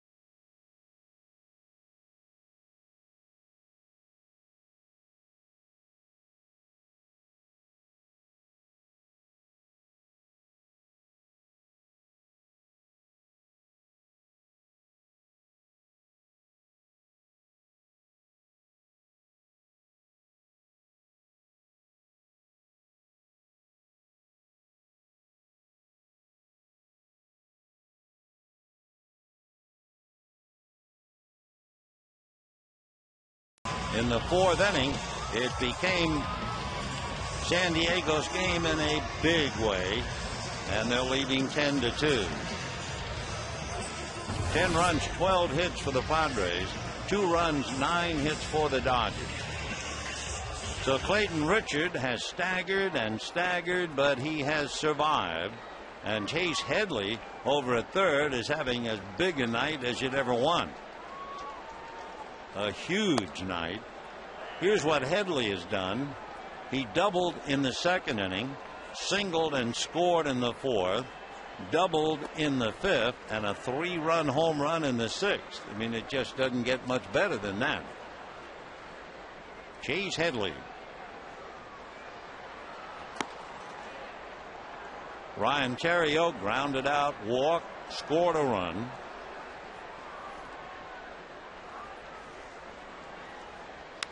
And promptly bangs out into left center for a base hit. Over to caught it off is Venable. So Theriot, a leadoff single. Jamie Carroll is coming up, and we'll answer the trivia question. The only player with 3,000 or more career hits playing for both the Dodgers and the Padres. All together, Ricky Henderson. Briefly with the Dodgers, and a few years with the Padres. 3,055 hits. Jamie hitting .276. He has 13 runs batted in. Belliard batted in the 4th inning for Kuroda and singled.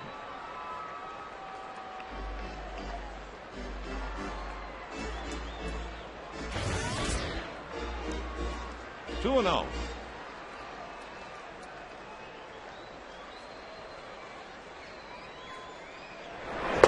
And ball 3.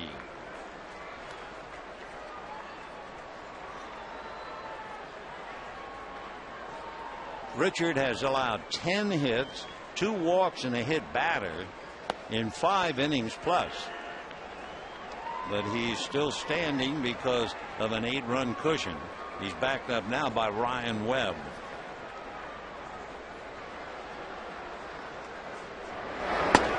That's a strike. 3-2.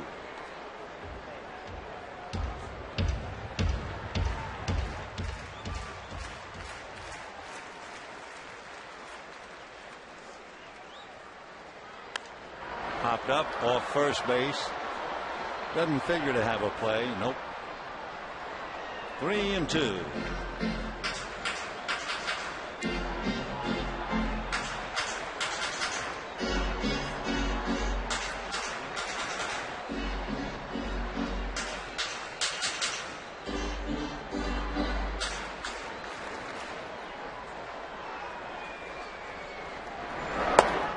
And he's aboard. So for Clayton Richard, he is very fortunate. He has been constant problems ever since the 3 consecutive hits in the first inning. He must be right there as far as 100 pitches. He had 91 made through 5. And now a base hit and a walk, and the batter will be Scott Posednik. You can imagine how Posednik feels. He joins the Dodgers on the road, makes his debut here at Dodger Stadium, is 0 for 3 with 2 strikeouts. And a strike. So 2 on, nobody out. 10-2 San Diego, and Rafael Furcal on deck. And 1-1. One other note, we were talking about Chase Headley with his 4 hits. Last September he had a 5-hit game, and this is his 3rd 4-hit game this year. 1-1. And a fly ball to right center.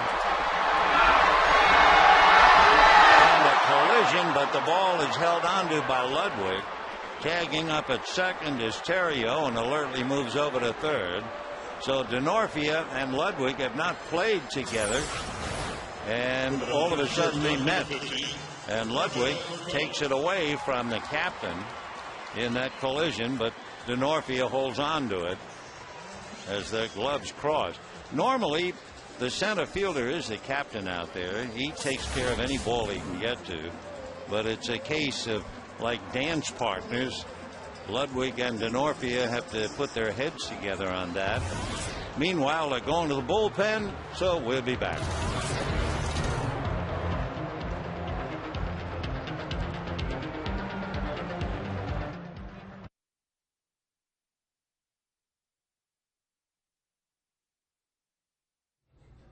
Dodger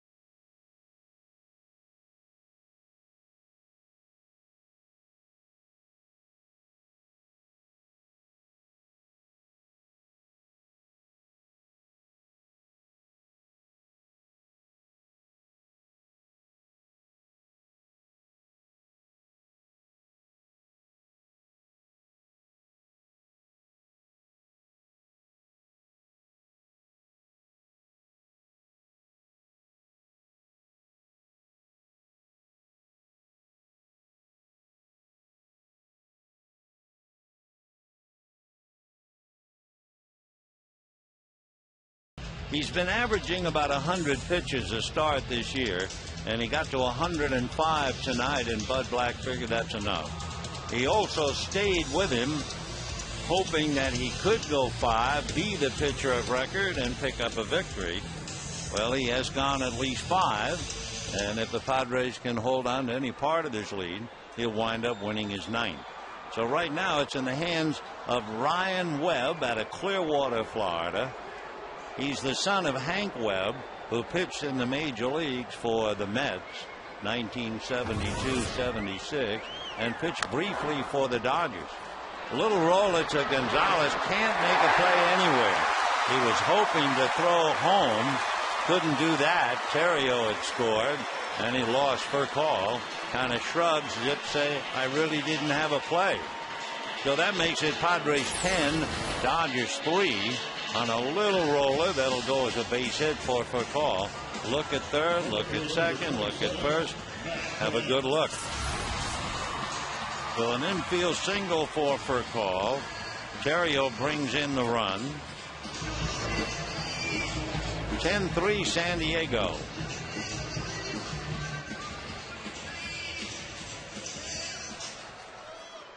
And Matt Kemp, the batter. Kemp singled to center, doubled and singled. So Matt has 3 hits, knocked in a run.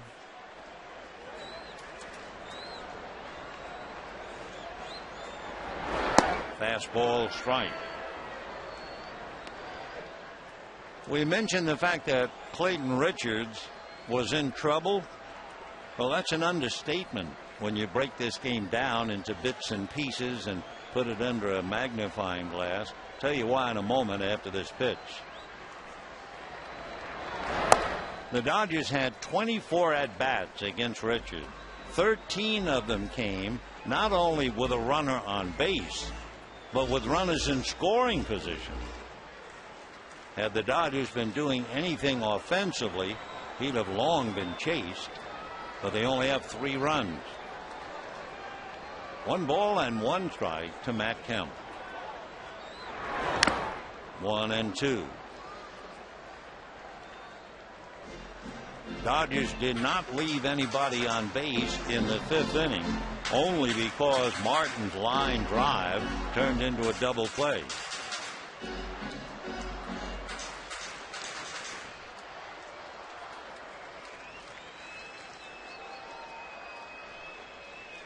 One and two. Webb was originally selected by the Oakland A's 6 years ago. And that's going to be hit into right center. That's a base hit. So here comes Jamie Carroll to score. And it's now 10-4 in favor of the Padres. And Matt Kemp has a 4-hit game.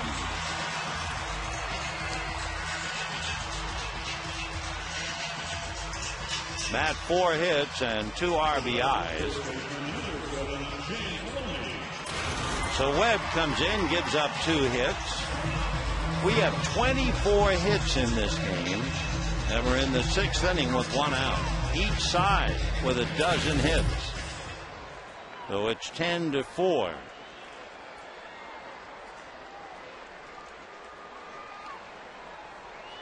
The left-hander Joe Thatcher gets up now in the San Diego bullpen.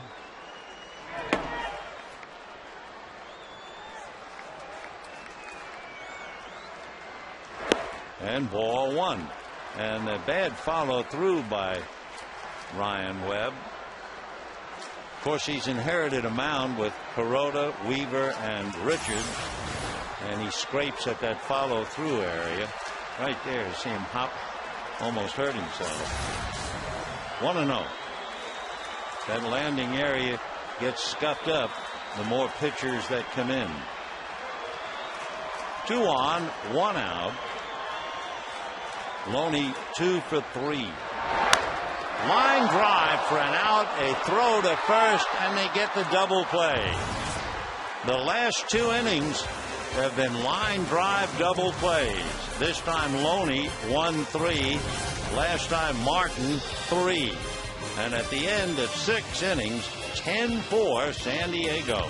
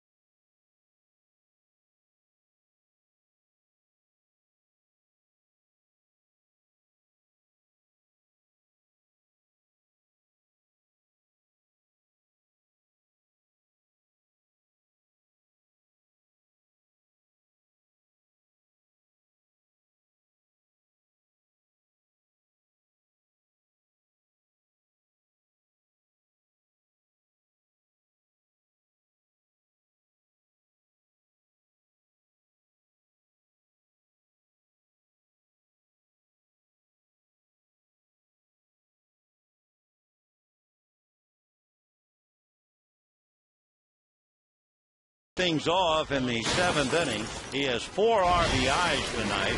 He got 3 in a hurry in the 4th inning when he took a Kuroda pitch into the pavilion in deepest right center field with 2 men aboard. Then later on, he had a scoring fly ball to pick up a run. So he has 4 RBIs, and he is 1 for 1, walk, home run, and the sacrifice fly. He'll face Carlos Monasterios, the 3rd Dodger pitcher. So Venable has 4 RBIs. Headley has 4 hits and 3 RBIs. Tejada has 2 hits and 2 runs batted in. And for the Dodgers, Matt Kemp with 4 hits and 2 runs batted in. Rafael Furcal has come out. Jamie Carroll stays in the game at shortstop. So if you're keeping score, put Monasterios in Furcal's spot.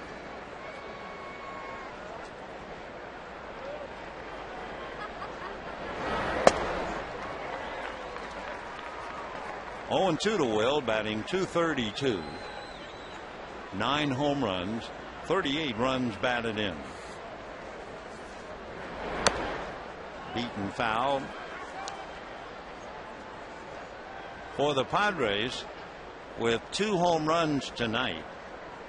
They have more home runs on the road than they have at home, but of course you can understand Bud Black's ball club plays in a very spacious ballpark. So guys like Headley have a lot of hits and a home run. Venable has a home run.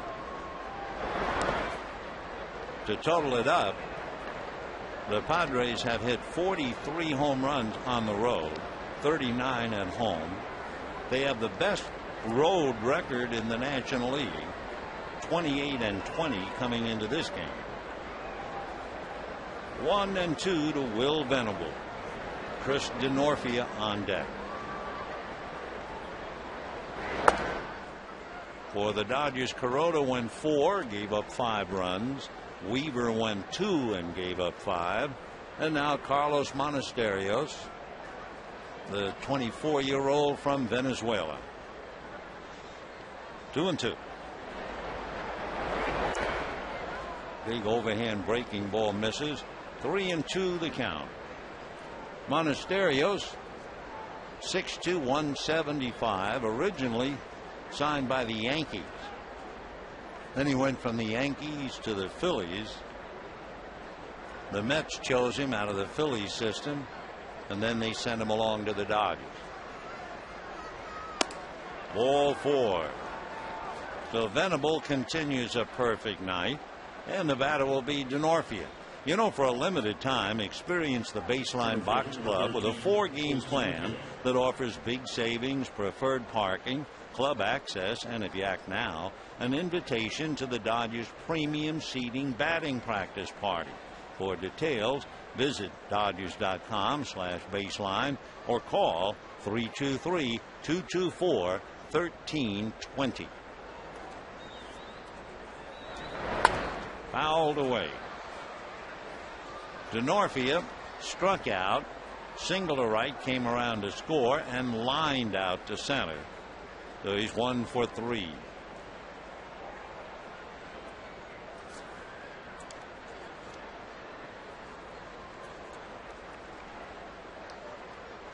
Oh and 1. Another foul ball down the line, back into the crowd. Don't forget the pitching for the remainder of this 4-game series. Matt Latos and Ted Lilly tomorrow night. Wade LeBlanc and Vicente Padilla Wednesday night. Kevin Correa and Chad Billingsley Thursday night. Then the Washington Nationals. 0-2. There goes the runner. The pitch is low. The throw is what? Let me know. He dropped the ball. There's no sign by the umpire, which you don't really appreciate. So Ryan Terrio unable to handle it. It'll go as a stolen base. Sometimes I think umpires are so interested in the play itself, they just forget.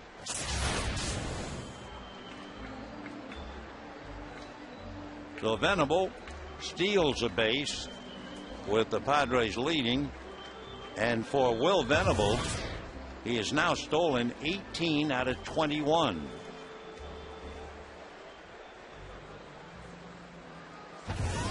Gee, I remember watching not getting the call from Mike Estabrook.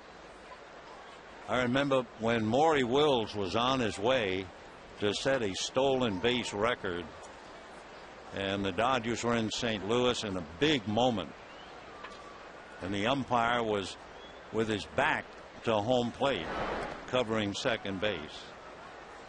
And in broadcasting this momentous moment, he was going to break Ty Cobb's record. There goes Wills. Here's the pitch. There's the throwdown, and I don't know. No, that's all you could say. I don't know. I mean, the umpire, whose name I'm not going to mention because his son is still in the big leagues. Well, there's a few umpires whose dads umpired. But anyway, all you saw from this umpire, his shoulders went up and down, but no safer out. Anyway, Jamie Carroll's going to throw him out. Venable has to stay at second, and the batter will be the pitcher, Ryan Webb.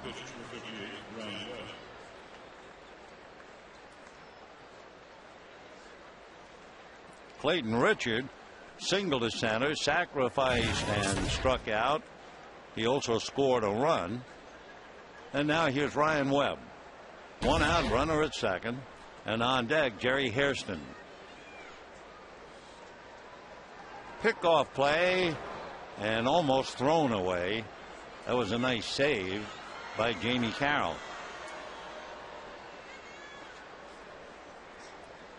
10 runs, 12 hits for the Padres. 4 runs, 12 hits, and 2 errors for the Dodgers.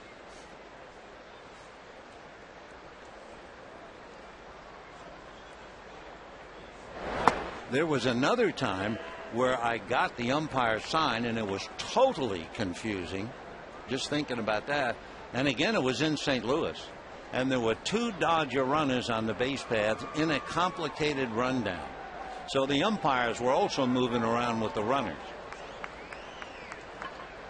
0-1. 0-2. Anyway, there was a play at second base, and 2 umpires were covering, and as God is my judge, one umpire gave you the biggest safe sign you ever saw, and the other umpire gave you the biggest out sign you ever saw. And would you believe an enterprising photographer had the picture, and it was in the paper. Foul ball. So that was one time they called that play. If not accurately, they called it so everybody knew what was going on. I have tremendous respect for the umpires, always have. In fact, the only time I even get a little ticked off is when I don't get a sign. Fair, foul, safe out, that's about all you need. Strike. 0-2. Big curveball missed. 1-2 the count. We're in the 7th inning. The Padres are leading the Dodgers 10-4. They have a runner at second base in Will Venable, who runs very well, and they have Jerry Hairston on deck. Ryan Webb, the pitcher, at the plate. Fastball. See you later. So 2 down in the 7th inning. And Jerry Hairston, one of only 2 Padres on the outside looking in. He's got good company because the other hitless player is Adrian Gonzalez. So Jerry has popped up, hit into a double play, popped up again, flied to right.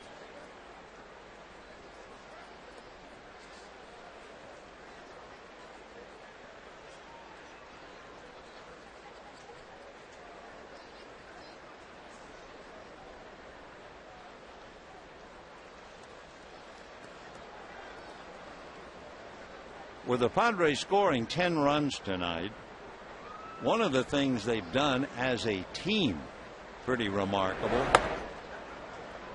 They came in here as a team hitting .277 with runners in scoring position.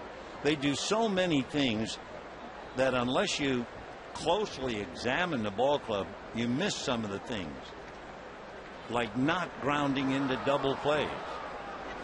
They hit into one tonight. That's only 58 as Bud Black talks to Adrian Gonzalez. Line drive to left field, but Posednik is there. To Hairston on the top of the lineup goes 0 for 5, and still at the end of 6.5, 10-4 Padres, and the crowd will be asked to sing God Bless America and then take me out to the ball game. Ladies and gentlemen, at this time we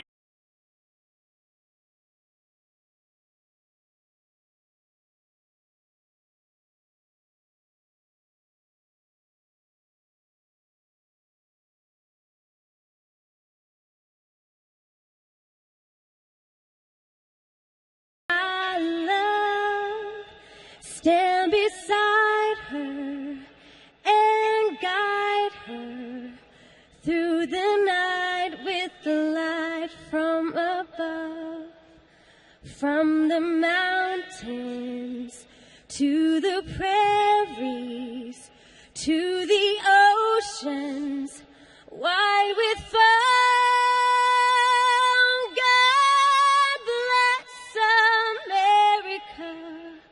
My home, sweet home. God bless America. My home, sweet home.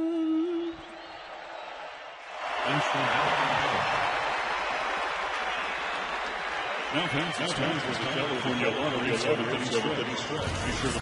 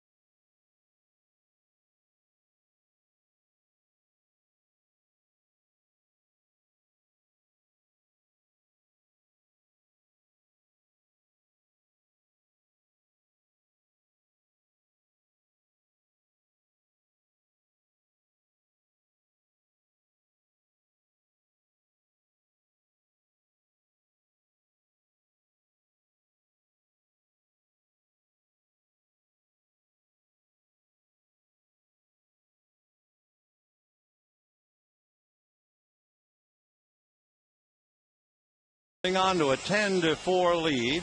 They led 5-0, 5-2, 7-2, 10-2, 10-4. And for the Dodgers in the 7th inning, they'll have Casey Blake, Andre Ethier, and then Russell Martin. Ryan Webb in relief of the starter, Clayton Richard. Ball 1. For Casey, single to center. That was a fateful single when Loney was out trying to get the third just before Kemp touched home plate.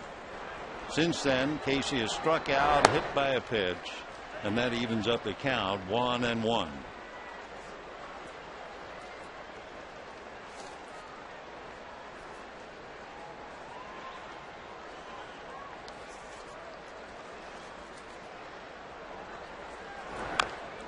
Little foul ball, 1-2. We are talking about the strengths of the San Diego Padres. You know, the fact they don't ground into double plays. They've stolen 91 bases. They don't commit very many errors. The starting pitching has been good, and the bullpen has been wonderful. 1-2.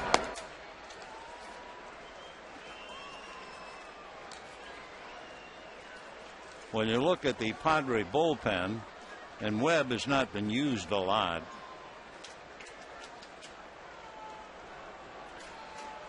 Two and two. Little foul out of play. Inherited runners. How about this? Joe Thatcher has inherited 22 runners. Big left-hander who got up but did not come into the game. 22 inherited runners. One has scored. One. Edward Mojica. 14 inherited runners. 3 scored. Sean Gallagher. 9 inherited runners. 2 scored. Luke Gregerson. 17 inherited runners. 5 scored.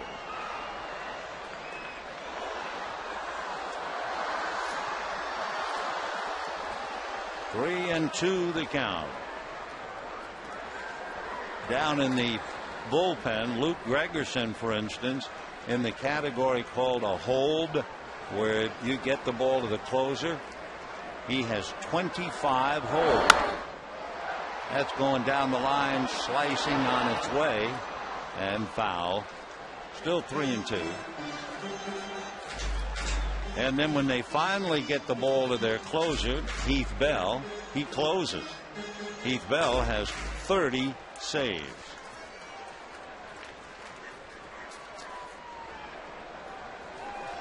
Three and two the count to Casey Blake. Fastball, little dribbler, impossible play. He tries, goes too late. Boy, Major League third basemen are amazing. I mean, sitting up here, you thought there is no way that Headley could throw him out, and he made it close. Bare hand, off balance throw, and Blake running for his life, able to beat it.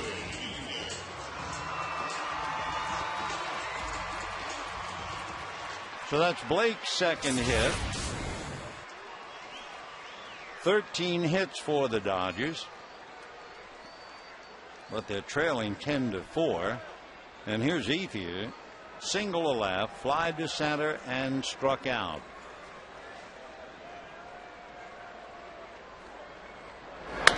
And a drive into left field and deep. Going back on the ball is Venable. Makes the catch on the track. Though Andre hits the ball hard and deep, but an out. He also hit one on the button back in the third inning for an out. So he goes 1 for 4. And the batter, Russell Martin.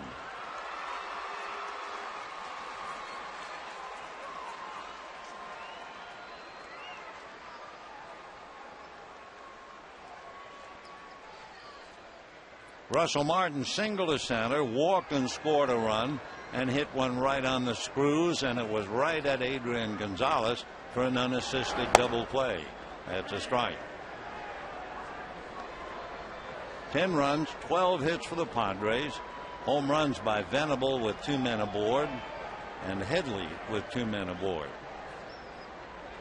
Dodgers 4 runs, 13 hits. No home run. In fact, of the 13 hits, the Dodgers have 1 extra base hit. That was the double by Matt Kemp. 0-2.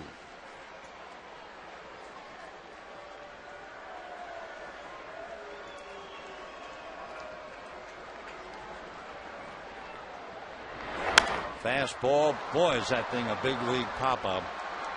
Gonzalez waiting in foul ground. 2 out. Blake holding at first, and Ryan Theriot coming up. Theriot in his Dodger Stadium debut, wearing the blue and white, has grounded to first, walked and scored a run, singled and scored a run. Hitting .282 with a home run and 21 runs batted in.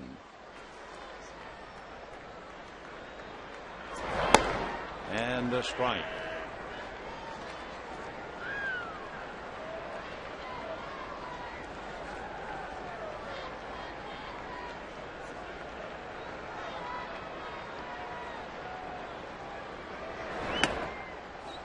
One and one.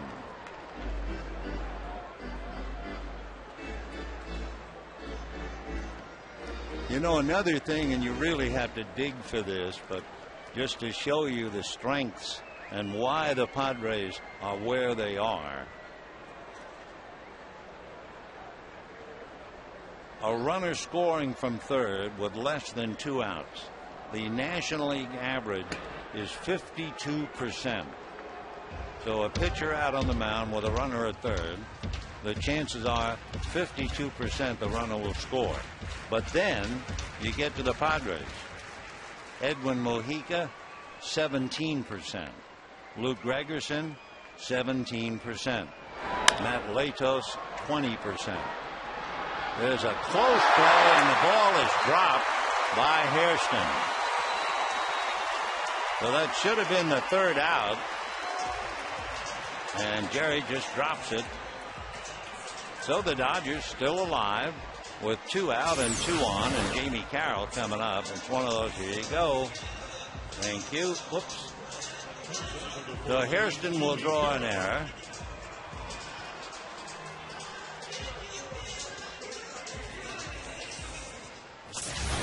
So with 2 on and 2 out, the batter now, Jamie Carroll, who's finishing at shortstop. Of course, for Jerry Hairston, he's no doubt, being human, he's 0 for 5 tonight.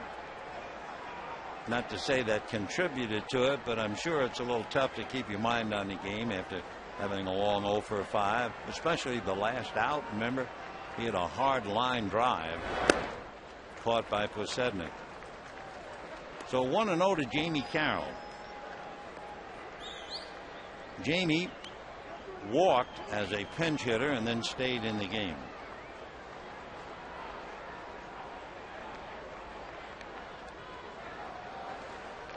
One ball, no strikes.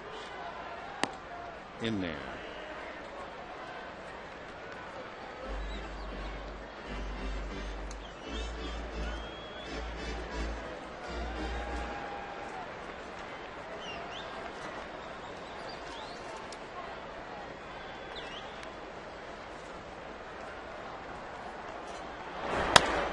And foul ball, 1-2. Kenley Jansen, the catcher, converted to pitcher, and miraculous in 1 year, going from learning to pitch to pitching in the big league. He's in the pen.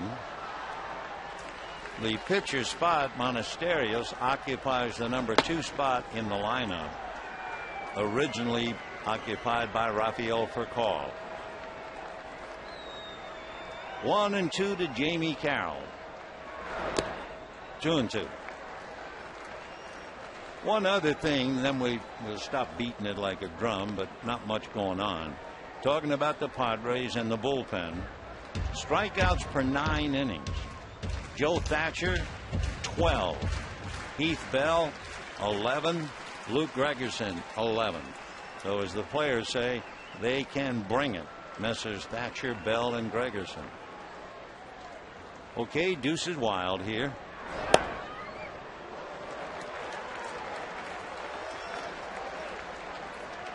Three and two to Jamie Carroll.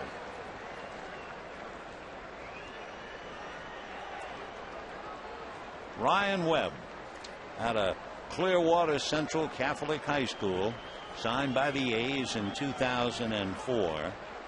Never made it to Oakland. Runners go. Little dribble, a very tough play. Off balance throw, got him. A very fine play by Ryan Webb. A very close play at first. Joe Torre will go out and argue, but he's certainly going to lose that one. And it's 10-4 Padres.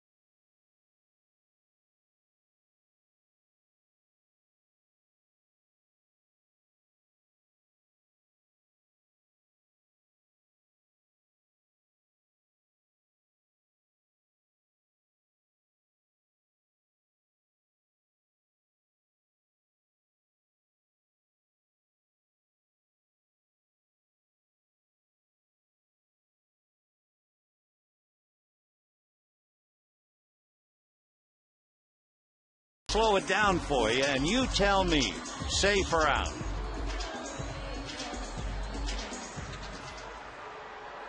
Look at the foot. Look at the ball. Is that amazing? I mean, you could call it either way. And, of course, the umpire, good vision. Tony right there called it without a doubt. And we move along. Tejada, fly ball into right center. Kind of a room service fly ball. It's coming to Ethier. One away. Padres first baseman number 23, Adrian Gonzalez. Adrian Gonzalez is 0 for 3. Has not hit a ball out of the infield, even though the infielders play the outfield against him. He's hitting .293. And again, Theriot way out. Casey Blake is on the grass. 1 ball and no strikes. Edward Mojica is up throwing now in the San Diego bullpen. Ground ball, and it's Theriot on the grass to get him again. That's 4 times he's hit ground balls to that side, once to Casey Blake, and 3 times to Ryan Theriot in right field. So a normal setup, he'd probably have gone 3 for 4. But he's accustomed to it. Remember, we told you that 47 base hits of his have gone the other way to left field. He's had to do that. They keep taking hits away. Here's Ryan Ludwig. Flied to left, flied to center, single to right, struck out. Whoop. Ball 1. The paid attendance tonight 40,860, many of whom have headed for the hills. We're coming up 10 o'clock. We're in the 8th inning. 10-4 San Diego. Sliced foul, out of play.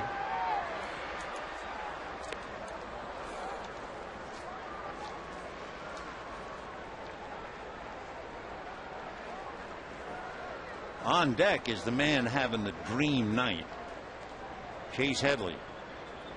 He has a single, 2 doubles, and a 3-run home run. 4 hits, 3 runs batted in. And that's going to go into right center. So Ludwig comes up with his second hit. Now batting third baseman number 7, Chase Headley. Here's his night. We'll start off in the 2nd inning when he got lucky. Ground ball hits the bag, goes into right field. Double. Little flare, fly ball that drops in for a base hit. Next time up, he doubled. And then his last time up, a 3-run home run. Chase Headley. Certainly Hyundai keys to the game belong to Headley. 0-1 to Chase. Switch hitter out of Tennessee, where he went to school, lives in Knoxville.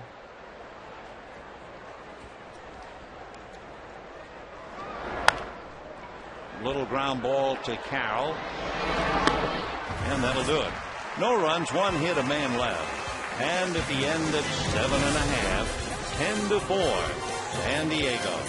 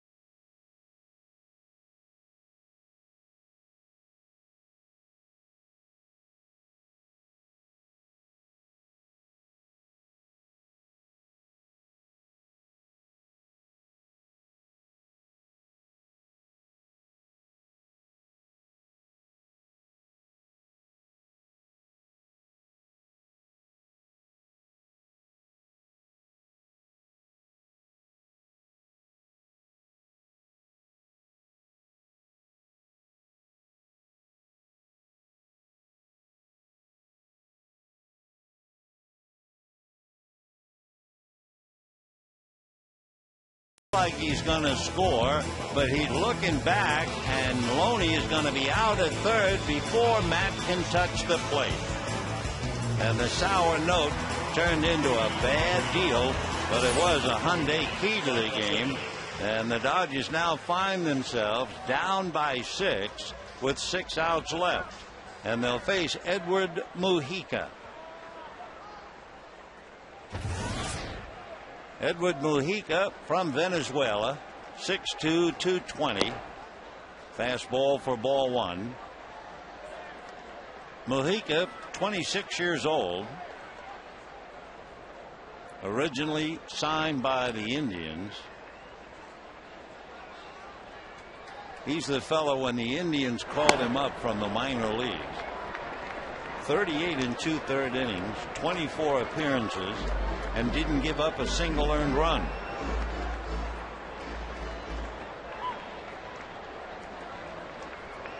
2-0. And that's popped up on the infield. It will be Headley. So Posednik pops it up. He goes 0 for 5. Xavier Paul will come up and bat for Monasterios. The Padres have done what they figured to do all year, especially with a lead. They start the game with Tejada, and they finish up with Everett Cabrera. So Cabrera at short here in the 8th inning, 1 away. Attention, please. Pinch hitting for the Dodgers, number 30, Xavier Paul. So Xavier Paul batting for Monasterios. George Sherrill is throwing in the bullpen, and Matt Kemp's on deck. That's right. Dodgers using 3 pinch hitters. Belliard single, Carroll walk. Carroll stayed in the game. 0-2 to Xavier Paul, hitting .233. Tomorrow night, Matt Latos and Ted Lilly, the left-hander originally signed by the Dodgers, who wound up with the Cubs and has come home. 0-2.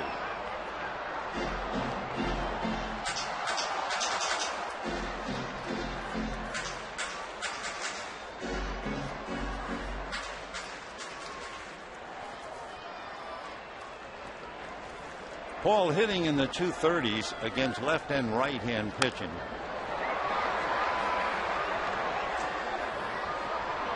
.235 against right-handers, .238 against left-handers. He's had 8 multi-hit games. 0-2. 10-4 Padres, bottom of the 8th. 1-2. Mojica just threw a splitter. He's got a fastball, slider, and the splitter. He added that a couple of years ago. Little nubber. It will be Mojica making the play. Kind of a play you'd almost expect Torey Alba to handle, but he let Mojica do it. Jorvit has 2 hits tonight. He has kept his hitting streak alive at 15. He also picked up a run batted in. So I guess he figured, well, Mojica just came into the game. Let him make the play. 2 out in the 8th, and here's Matt Kemp.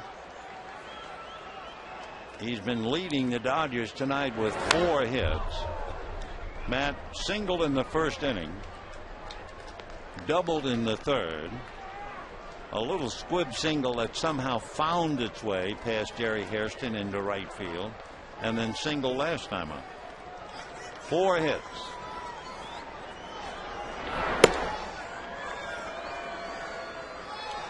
It's ironic that a player of the caliber of Matt Kemp, who runs so very, very well, was unable to touch home plate before Loney was tagged out at 3rd. But again, I'm sure it's very much of a human reaction. You slow down to look back to see how Loney's making out, and you don't get to home plate. And that started the Dodgers off on a downward spiral. 3-1.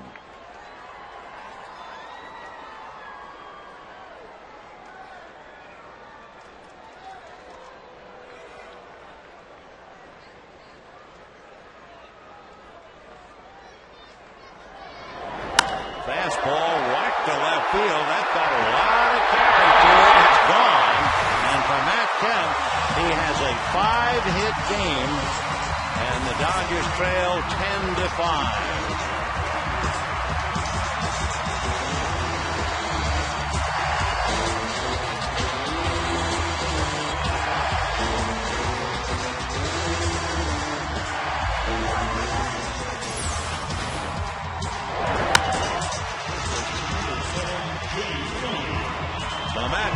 drives it out. Fastball in a sweet spot, no doubt about it. So the batter is James Loney. A career high night for Matt Kemp with 5 hits. That's a strike to Loney. For Kemp, his 18th home run. However, the Padres are still leading by 5, and the Dodgers have 4 outs left to catch up. 4 outs or not only lose 6 in a row, 4 outs and fall 9 games back of San Diego, and 7 games behind the Giants. 4 outs. Fouled away.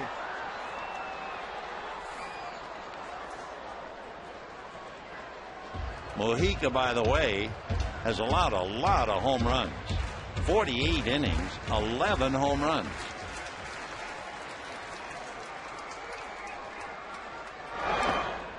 One and two.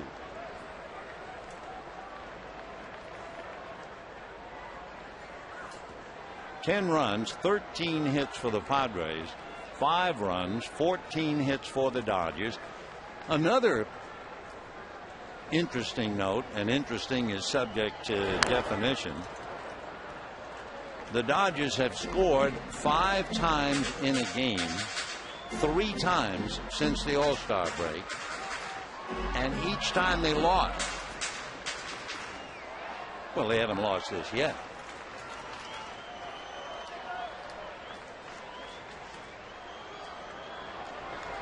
One and two.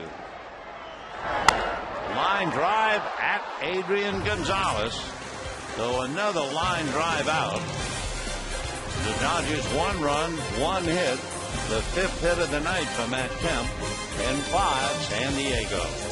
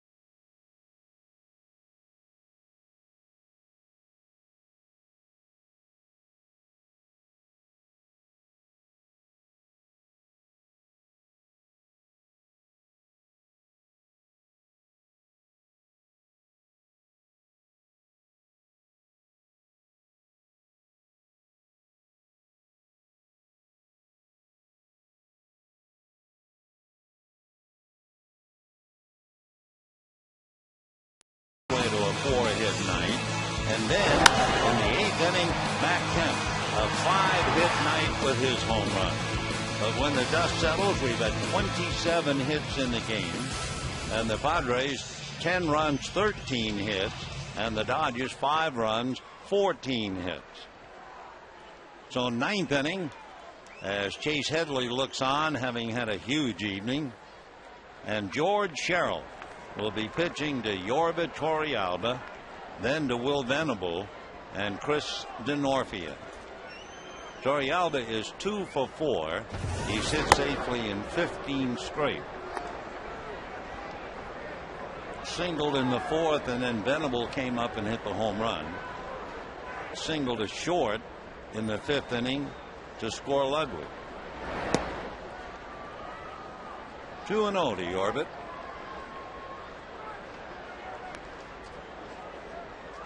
Dodgers use Kuroda, Weaver, Monasterios, and now Sherrill.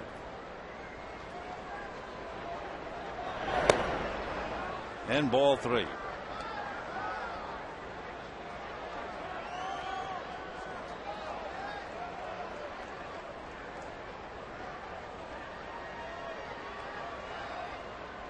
Three and 0 down the pipe.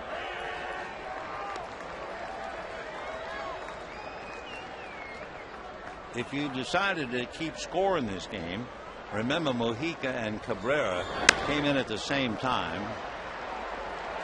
Cabrera will bat 9th and Mojica hit 2nd. And for Torrealba, a single, his 3rd hit. Let's go to number 25, Will Venable. So Will Venable was walked twice and a sacrifice fly and a 3-run home run. He also had a stolen base. So Will 1 for 1 with 4 runs batted in. Ball 1. Venable with 4 hits. 4 runs batted in. Headley has 3 RBIs. Tejada had a couple. Torrealba 1 to count for the 10. 1-1 to Will. Fastball picks up the edge. 1-2. For George Sherrill, entering the game tonight, he's now been in 42 games. Curveball pulled down to Loney, to Carroll, late to first. As Loney, I'm not sure if he got stepped on or not, but it was awfully close.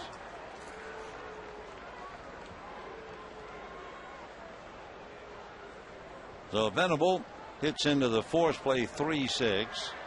Dodgers came over to make sure Loney was okay. See him lift his leg and then go down. James okay. So Chris DeNorfia struck out and single, lined out and grounded out. And of course, remember, Venable stole 2nd in the 7th inning. So the Dodgers are going to keep a good eye on him. He's stolen 18 out of 21.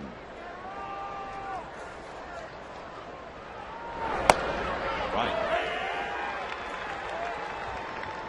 So Torrealba single, Venable hits into a force play. Here's DeNorfia and Cabrera batting 9th on deck. 0-2 on that curve.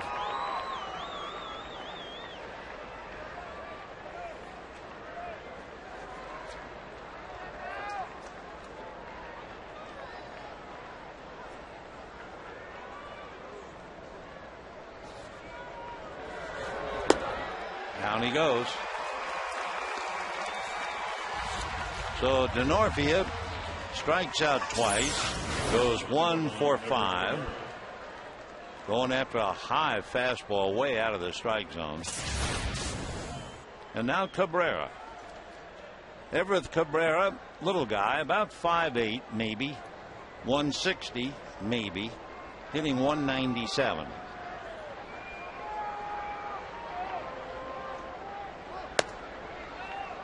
Right. Last year with the Padres, Cabrera was in 103 games. And he hit 255, but he has not come close to looking like that kind of a hitter this year. As a right-handed batter, hitting 219 and left 191. Idolized Rafael Furcal. Cabrera from Nicaragua.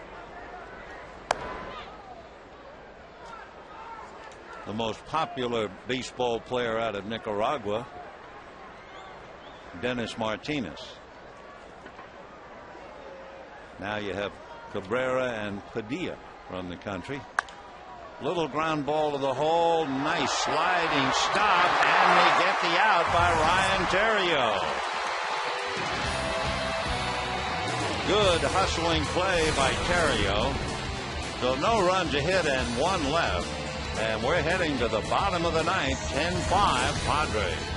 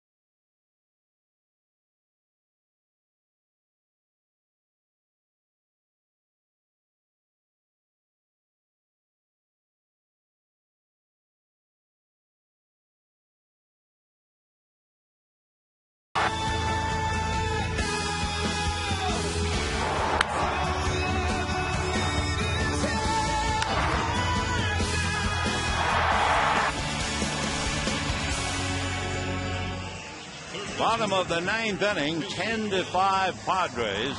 Padres scored 5 in the fourth inning and momentarily led 5-0. Then it was 5-2, 7-2, 10-2, 10-4, and 10-5. Ernesto Frieri, hard-throwing right-hander out of Colombia. His numbers are kind of amazing. He's been in 7 games. He's allowed 1 hit. He has walked 1 and struck out 11. 1 walk and 11 strikeouts.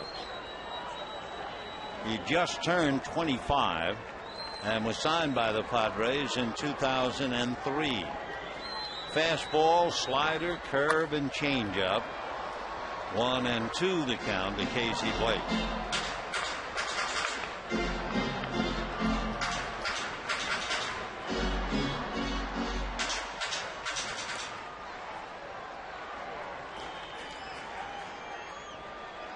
Frieri is 6'2", 190. 2-2. He hits 94 with that fastball. A couple of years ago, he was throwing so many breaking balls, sliders, and curves, he developed blisters. 2-2. Fastball. For Casey Blake, single to center, struck out, hit by a pitch, and then had an infield single in the 7th inning. 2 for 3.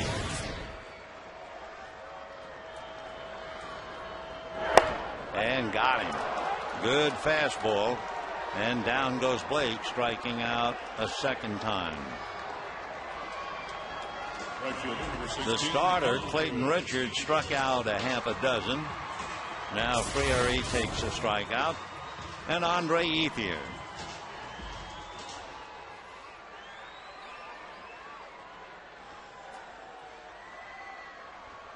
Andre Ethier single to left, fly deep to center, struck out, fly deep to left. 0-1. Hurt his right hand a little bit swinging on that fastball.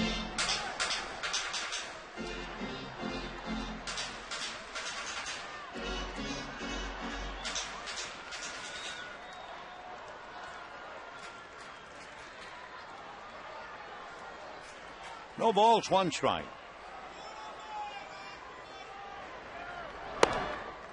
Tomorrow night, Matt Latos and Ted Lilly. Latos 11-4, and we saw Matt in San Diego. Very impressive. He's only 22. Ted Lilly 3-8 with the Cubs. Hardly getting any runs at all to work with, so it'll be interesting to see now that he comes here. Right. 2-2 to Andre Ethier. 10 runs, 14 hits for the Padres. 5 runs, 14 hits for the Dodgers.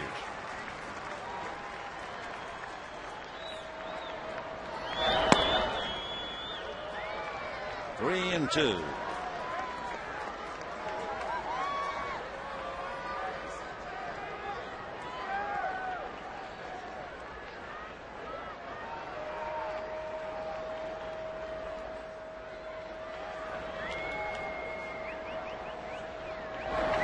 Fastball.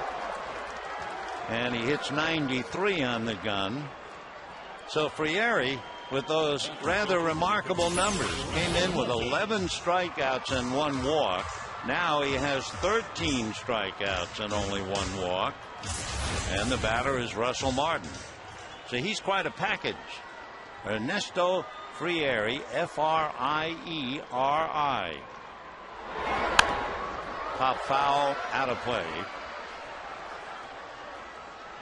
Frieri was at Portland. When they called him up, he was just unbelievable at Portland. His earned run average was 1.4. So they figured he was ready for the big leagues. And boy, he's been wonderful. Little breaking ball, 1-1. Martin has singled and walked, lined out, fouled out, scored once, 1 for 3. His line drive in the 5th inning right at Adrian Gonzalez, who stepped on first to double up Blake.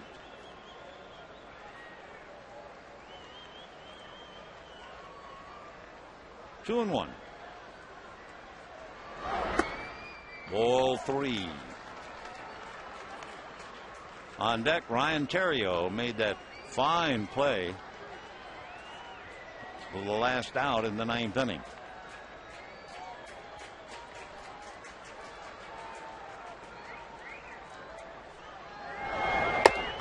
And he walked him. So he has 2 walks and 13 strikeouts. And standing in his way of locking this up, Ryan Theriot. Theriot grounded to first, walked and scored, singled and scored, reached on an error.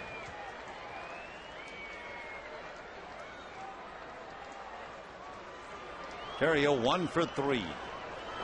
Down to second goes Martin. It's defensive indifference. No stolen base. 0-1 the count to Theriot.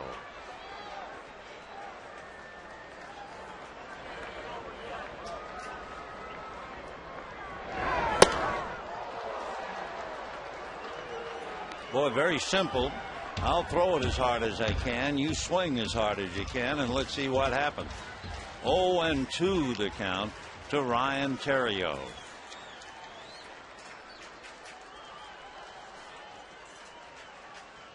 Got him.